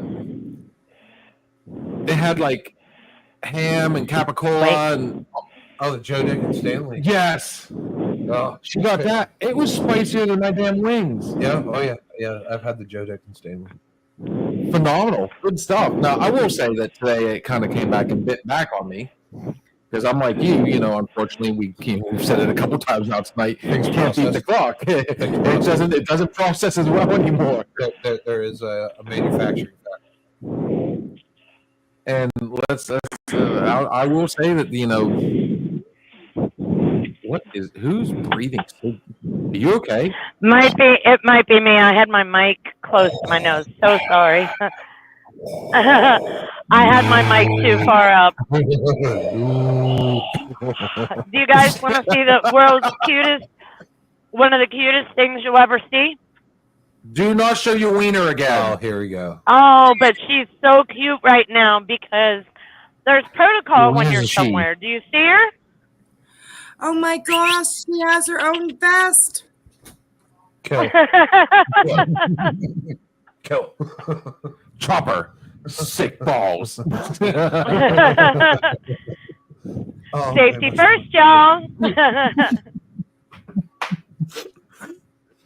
Here, take a shot. It'll make you feel better. It's my turn tonight. Oh, that went down raw. Oh, fuck. Oh. I'm sorry, dude. I will be honest on that one. I forgot all about my intolerance to jalapeno. Yeah, that you. I think you were just talking about that Wednesday night, weren't you? Yeah, how it was like more cleansing than a. Dude, we must have been drinking. Going live from Steve's bathroom. But it was good though. That was delicious. Dude, he was over here having like a joygasm. It was unreal. It was like food porn for him. It was because I handed him a piece. I gave him half of mine, and he goes, so he broke it in half, and he goes, I only want half of this. He got through 2 bites of it, and he goes, oh my god. And I like handed it back to him, and he like just, and I'm sitting here watching him just like enjoy this. He's like, oh god, this is so good. And then that happened. I even heard that one. There's more. Oh, no. What was it? Oh, You don't want to know. Just be thankful you're not in the garage right now. Did you swap? Yeah. Luckily, I will give this man credit. I'm the bad one when it comes to that sort of thing. But this man, he makes a lot of noise, but it's normally not too bad. But there are those moments, and I'm thinking I might have actually just triggered tonight. We're going to stay on just long enough to see how this runs. Runs? Pun intended. It's going to have legs. Right down mine. Oh, man. And he's wearing the gray sweatpants. I'm going to believe Bill on he's the bad one, because I remember when him and his 2 younger brothers, our 2 younger brothers, were just kids, and they had a farting contest while I was babysitting them. Oh, no, Mark and Josh were worse than me. 20 times. Josh. Josh had a defense mechanism. I think he still does. I farted on a church pew, and the Reverend had to stop his sermon. Who does that? Seriously. Come on, man. Oh, You understand. yeah, You fart, it's like a fart in church. You don't do it. Oh, I my couldn't gosh. hold it On in. one of those pews? On one of those wooden pews, yeah. Oh, crispy. He kind of... You savage. He kind of stopped his... You know what the fun part is? This is like a sober night. So, yeah. He said you can't get much more drunk than last night. Yeah. We're still recovering. If I fart in church, dude, then I'm no longer going to church because I know where I'm destined. Dude, if you fart in church, my first question would be like, wait a minute, you were in church? Mm-hmm. Okay. Okay. So if you guys make me become crickets, if you guys go cricket on me, I'm gonna be mad. But how many, with a show of hands, have been in the middle of making whoopee and felt one coming on, and you're pinching your butt hoping that it doesn't squeak out at peak time? Nope, it came out at peak time for me. So Woo-hoo! This has happened to me recently. When you're making whoopee, as we want to call it, and the compression and the space and the air and everything. Oh yes. So it's not actually coming from the beehole; it's coming from Sometimes you slap. We're not. We're not. Do some unusual things sometimes, and it's a. We're not talking about. Have y'all ever had sex where like both people were sweaty and all of a sudden your stomach start doing that thing? Yes, and then it makes the fart noise, and it's yes. Yeah. And you're and then you're like, don't laugh. Okay, I'm laughing. Forget it. And then once one person laughs, the other person laughs, and then sex is done for a little bit, and then you guys have to get the laughs out, but then you go right back to it, and you're doing it again, and you're so worried it's gonna happen again. Yeah, then you start laughing. I farted. You what? I said I farted and she queefed. At the same time. That's a woman thing. Don't you feel bad, girl. That's a woman thing. If they put us in the wrong position, it's like and it's like, hey, do you not She had to understand do that? it. You know, the water bottle in the sink. You know, if you put it in the wrong angle, it's gonna gloop gloop gloop. Yeah, you're doing the same thing to us, guys. And we can feel every bit of air that you're pushing up in us. Okay, we can feel it, and it's like now you expect us to hold it. Thanks. Now you want to push on her stomach. and then us women get to a certain age where we're like, oh, you're pushing it in, I'm pushing that shit out. Fuck off. Yes, And we're I gonna make understand you think completely. we like it by going, oh yeah, oh. Thank you, sis. Yeah. That's why I keep. I am not gonna let you sit alone in this one, sweetheart. I'm so glad. Thank you for sharing all that, sis. Yeah. You like the noises? When things start getting loud, I turn the This volume up. conversation went south. Literally. I'm assuming, like, you know, Don't pee. Don't pee. Oh God! Oh, fuck's sake. where have we gone? I don't know where we went. We went south. We went the dirty south. Okay, so if Well- you want to go back to farting, Oh, Jesus. Oh, wait, they're going to pull the trailer that's behind me. So I'm going to move. To go back to farting, Yes. I was 7 months pregnant. I know where this one's going. I was on bed rest with our first kid. Bed rest. Sick. I literally lived on saltine crackers and stayed close to the bathroom or a garbage can. Laying in my bed, just got comfortable, and sis, you would understand, 7 months pregnant, very, very uncomfortable to try and get to sleep. The gentleman in my bottom corner here decided to, what is it? I can't remember what it's called. The shocker. No. The Vulcan. I can't remember what the term is. What was it Ralphie May said? He The Boy Scout. farted and pulled the blanket up Dutch over my oven. head. Dutch Dutch Dutch oven. oven. That's a fine move. Fine move. Better move. That was not The old so Dutch- the nice old Dutch king. to a 7 month pregnant person who's on bed rest and sick. I literally spent the rest of the evening in the bathroom, hugging the toilet, puking my guts out. Aww. And the next day I spent in the hospital with labor pains. Must ate that fucking deer bologna. No, actually it was sauerkraut. Oh, man down. Sauerkraut. Oh, fuck. Yeah. Savage. The German. Oh, Stevie belong in a wheelchair.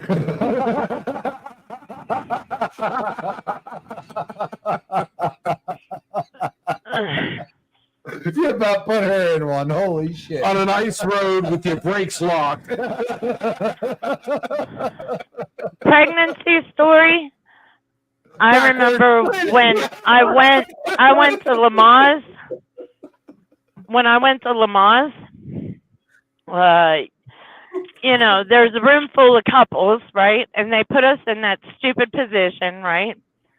And just as they put me in that position and they tell my ex-husband to, you know, put your hand on her back, my daughter decided to kick one out of me. So here I am, pretty much spread eagle.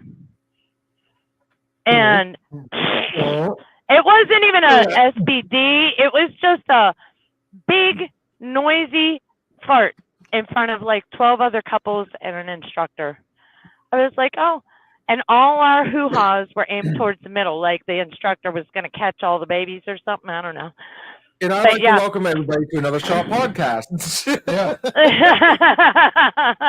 Yeah, no. So now my question to you, like I'm in this debate with my significant.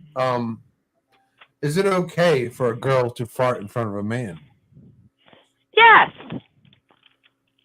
especially when you're married. Yes. Yes, because it's a human function. Yeah, everybody has to. I think it's okay. Everybody has to accept the fact that it is a humanly body function, and it shows how comfortable they are with you when they're able to do that themselves. However, I think there is a time when you can start doing it. Like first date going, no. But like as you get more comfortable, like one sneaks out, you're like, should be okay. But you know, if you've only been together for a month and she's lifting her leg, that's I don't know. Yeah, so what do you think? I've done it. Mine have what do you think, Trina? Like the most inopportune times. When you're making whoopee? And no, that was a false alarm. No, like I said, it depends on how comfortable the person is. And yeah, if they're doing it on the first or second date, then they're way too comfortable and you're not sure you really want to do that. But if you've been with them for a while and they're comfortable, then that shows you're seeing the real person pretty much. No, is it weird that like once this person does it, like I just want to hug them? I'm like, it's it. No, yeah, we can share you just that's like weird because it makes me wonder what you think when you pass a skunk. Like, is it like, okay, she's healthy, or is it like just, oh, you're so cute hug? It depends on what you're getting out of the hug. Is it to check and make sure she's good to go, or is it like a scent check, like dogs sniff each other's butt? Well, my significant other, I've never felt the need to hug her after going bombs over Baghdad. So, I mean, no, but I think it's like a pinnacle point in a relationship. It's like, all right, we're there. Like, I've seen everything else. It's like, but one thing, like we have one more obstacle, and it's the fart. The fart. Thing. What do you think? What do you think, Steve O? Steve O. What do you think about when should a girl fart? We got the fart king and the queef queen over here. She's still trying to figure out how her name changed. I don't know. I mean, it was later after we were married that she ever did that in front of me. Mm. It wasn't before marriage. It was after we got married. In the courting stages. Once you guys were married, you were locked down. She was I would say after marriage. I mean, that's my opinion because that's what she did. She never farted in front of me. She always would excuse herself out of the room, and I wouldn't. Before after you Dutch ovened your wife. Well, apparently, if it was wife. I did it. I gave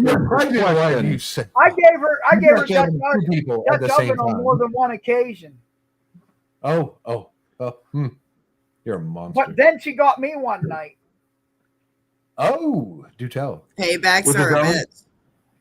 She got me one night. Or did you nail him with one of yours? One of mine. She nailed me with one of hers. Okay, now here's one thing that all men can agree with. She said that evil is fuck too. Women. This is my opinion. Women are worse than men, though. And I don't know what it is. And I had my CPAP machine on. So he's still gagged. I had my CPAP machine on. And she goes. Still married? 20 years. Oh my God! Everybody likes their own brand. Holy fuck! Well, I'll tell you, dude. There was a video that went viral of a husband that was in his. You've seen those inflatable dinosaur. You know, you put it on, you turn the little machine on, you walk around like a Tyrannosaurus. Yeah. The Halloween costume. Yes. She went over and ripped one in the cooling fan.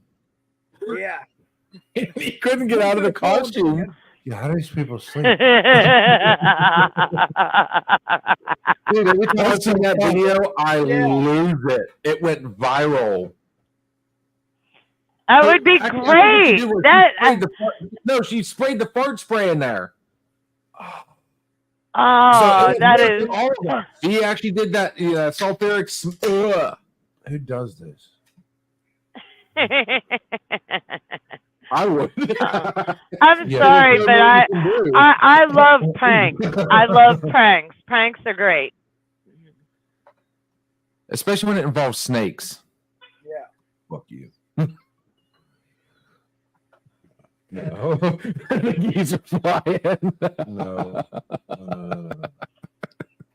Not much. How are you?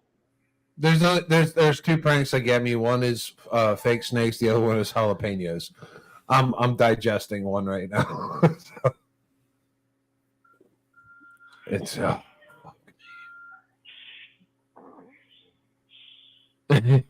farts are great. Farts are funny. Farts will always be funny. They're fucking hilarious. I don't know what. They'll be, oh my god, someone will be like, grow up, dude. It's just a fart. Be like, that shit is fucking hilarious. There is never going to be a day where farts are not funny. Never. Yeah. You know what? If you don't think farts are funny, remove yourself from my friends list. Oh, I'm gonna go against my own.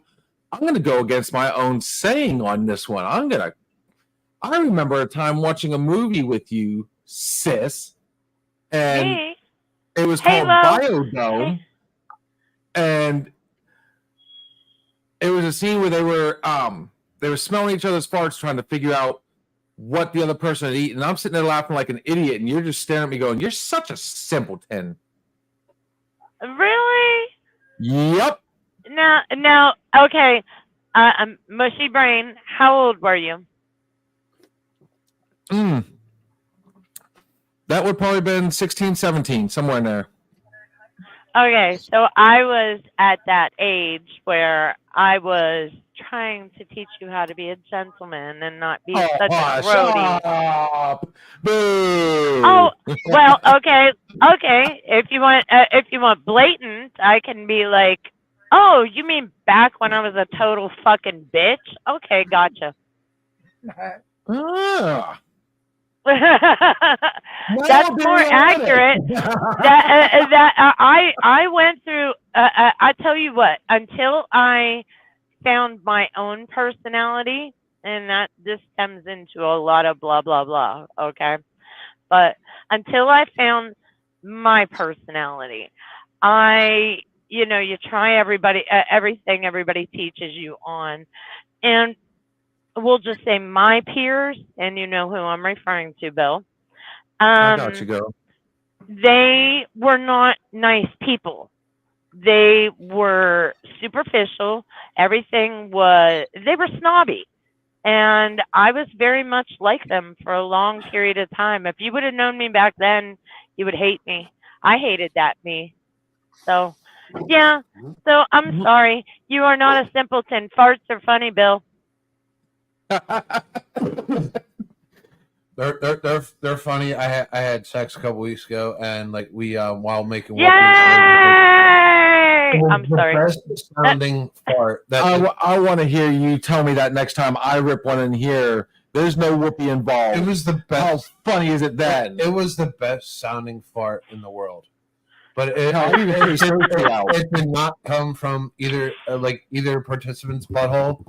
It came from the smushing of the cushion, and it was the funniest thing. I've laughed so fucking hard, and it was amazing. It was great. Yes, I will do it again. So now we're reluctant on the position because it does create airspace. Trying to find somewhere to put you guys while I do my job. But I guess you're just gonna have to sit here on my safety. Are you hooking up? Don't fall. I'll try. Don't fall. Try Easy. not falling. Okay, there you guys go. Sorry. Go.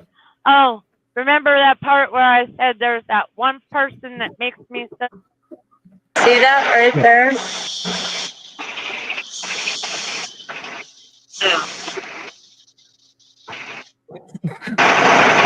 All right. On this note, guys, what do you think, brother? We hit the 3-hour mark. Yeah, we'll wrap it up, man. You think of it? Cheers. We'll last shot it. We will last shot it.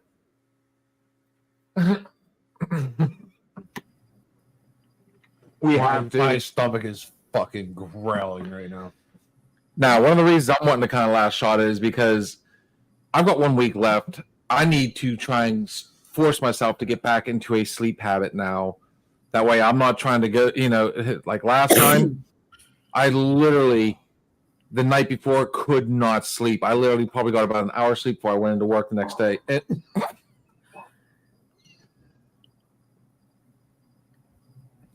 Yep. It's funny. It's not going to be funny. I'm going to die. I'm nervous. Katrina, give us a last shot, girl. Oh, it's so bad. Remember to stop and smell the roses.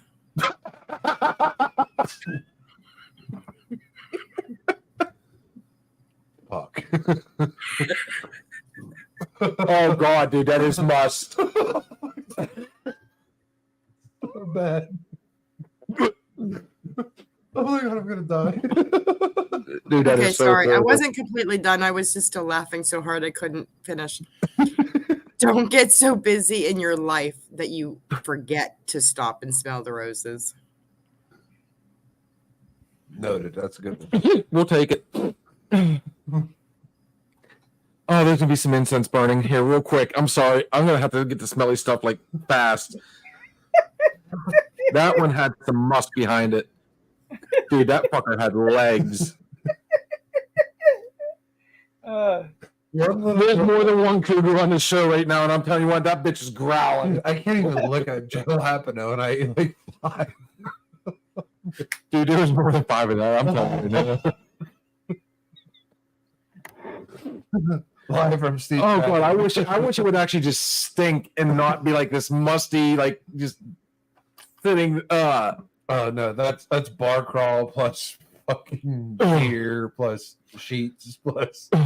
Oh, it's oh my gosh. There's a right now. Oh good, Sarah sent us pictures of fucking bars on. Okay, Steve-O, give us the last shot, brother. Love to get Sis back on here for hers. Oh shit. Well, we'll probably stick around for a second or two, and Steve, you got one, brother? Always keep laughing.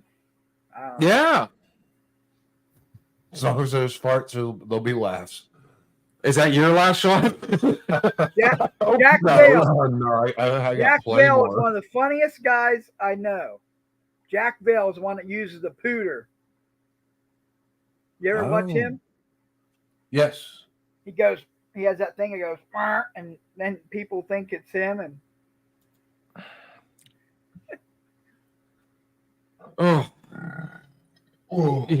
This guy is like, he's hurting. I'm a giant bodily function right now. We touched on some good shit tonight. We strayed from the sports. We touched on some deeper subjects. With my brother. Age is a huge thing. Hey, my friend. What's That's going on? my brother. That's his friend. You can't hear them because they're on my headset, but they said hello. This is. Hey, you look out for her. I'll Your kill name you. starts with a D. Right? What is it? Derek. This is Derek. He works at Amazon. Hi. They all say hello. But, we were talking about farts whenever my phone decided to cut out. Good podcast. Welcome to another podcast. Yeah.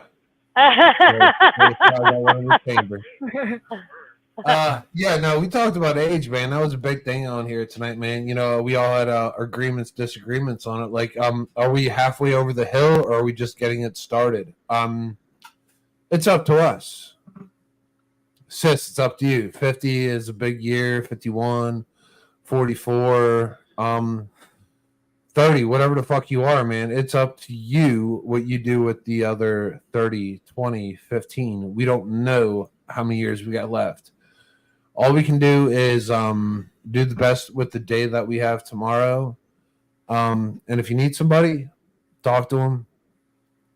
There's always going to be somebody there for you. If you want to do something, fucking do it. Don't wait. Regret is probably the worst thing you'll ever have in your fucking life. And you will have to live with regret every day of your fucking life. So don't do regret. Just do life one day at a time. I like it. Yesterday's history, tomorrow is a mystery. Yes, sir. Before I get to my last shot, I got two things. One, I would be remiss if I did not give a quick shout out to our Nonsensical Nonsense brothers.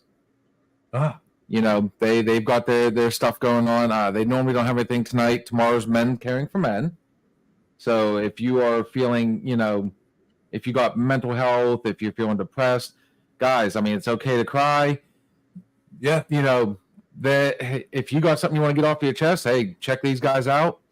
And that's the crazy thing. I think men that like, you know, we have just many emotions as women, but we try to hide them. But every Monday on Nonsensical Network, they give zero fucks. They get out there and they're like, hey, they'll either tell you, hey, you know, suck it up and go, or they'll let you know.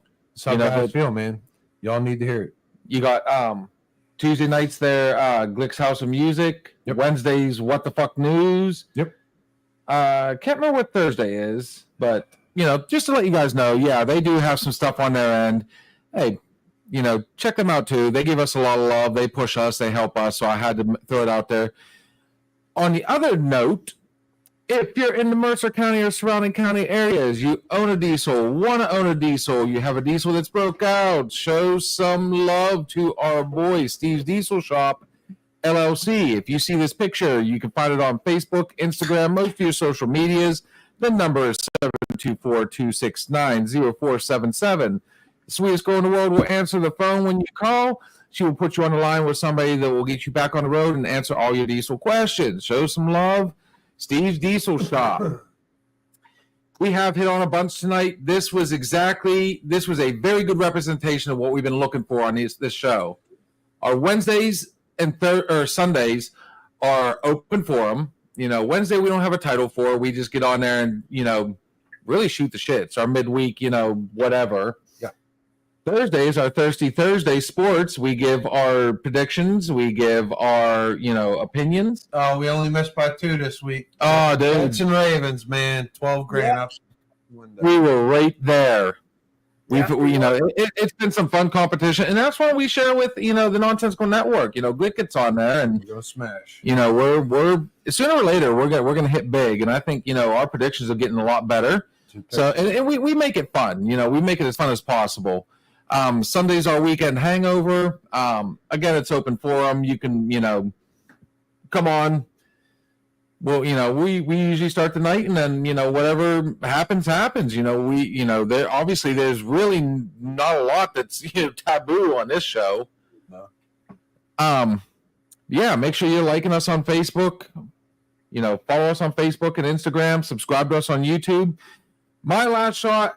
You guys have all said it best. I mean, there was some bantering, there's some bickering, there was some debate, no arguments. But at the end of the day, you know, we're all still friends. We're all here for each other, and that's what I think everybody needs. You always need somebody, and you might be surprised. I mean, you might find that friend, that person that you know, you might think he's weird. You might think she's weird. You know, somebody you would never expect to talk to might turn around and be that person. So, you know, be cool with everybody. Check it out. You know, just keep your variety open. Hey, the biggest ears might have the biggest heart. Smallest ears. Yeah. Listen once in a while. So yeah, don't be afraid to, you know, just reach out and talk to somebody, honestly. Hey, Sis, we're always here. Sis, you got a final shot, sis. A final shot. You know, there's nothing. The only thing that stinks worse than a fart is stagnancy. Stagnant water stinks like crazy. Try not to become stagnant. There's my final shot. Oh, okay. Yeah, we can keep moving. I love it. So on that note, Katrina, Hope you have a good time down in Florida. We're looking forward to seeing you again. We'll do one more just for, Kat and Steve-O, dude. Again, always a pleasure having you guys on here. Sis, I'm sure we've got more to come. Loving life. Always love having you on here. Remember, Constant Party Wednesday. Constant Party. Yay! I'm so excited. Oh, I'm dressed up, sis. Oh, we're dressing up. I'm gonna be in the Raw. I want to thank everybody for coming on here. If you're watching the replay, hell, get on here and just show us your best costume. Let's make this Wednesday fun. Who knows? We might have a surprise in store for you guys. See you then. What we say on this show is always our opinion, but then again, it just might be the alcohol. Cheers. Get a designated driver. And I'm right here. Yay! The number will be posted. Guys, have a good night. Thanks for coming on. We'll see you guys all later. Peace.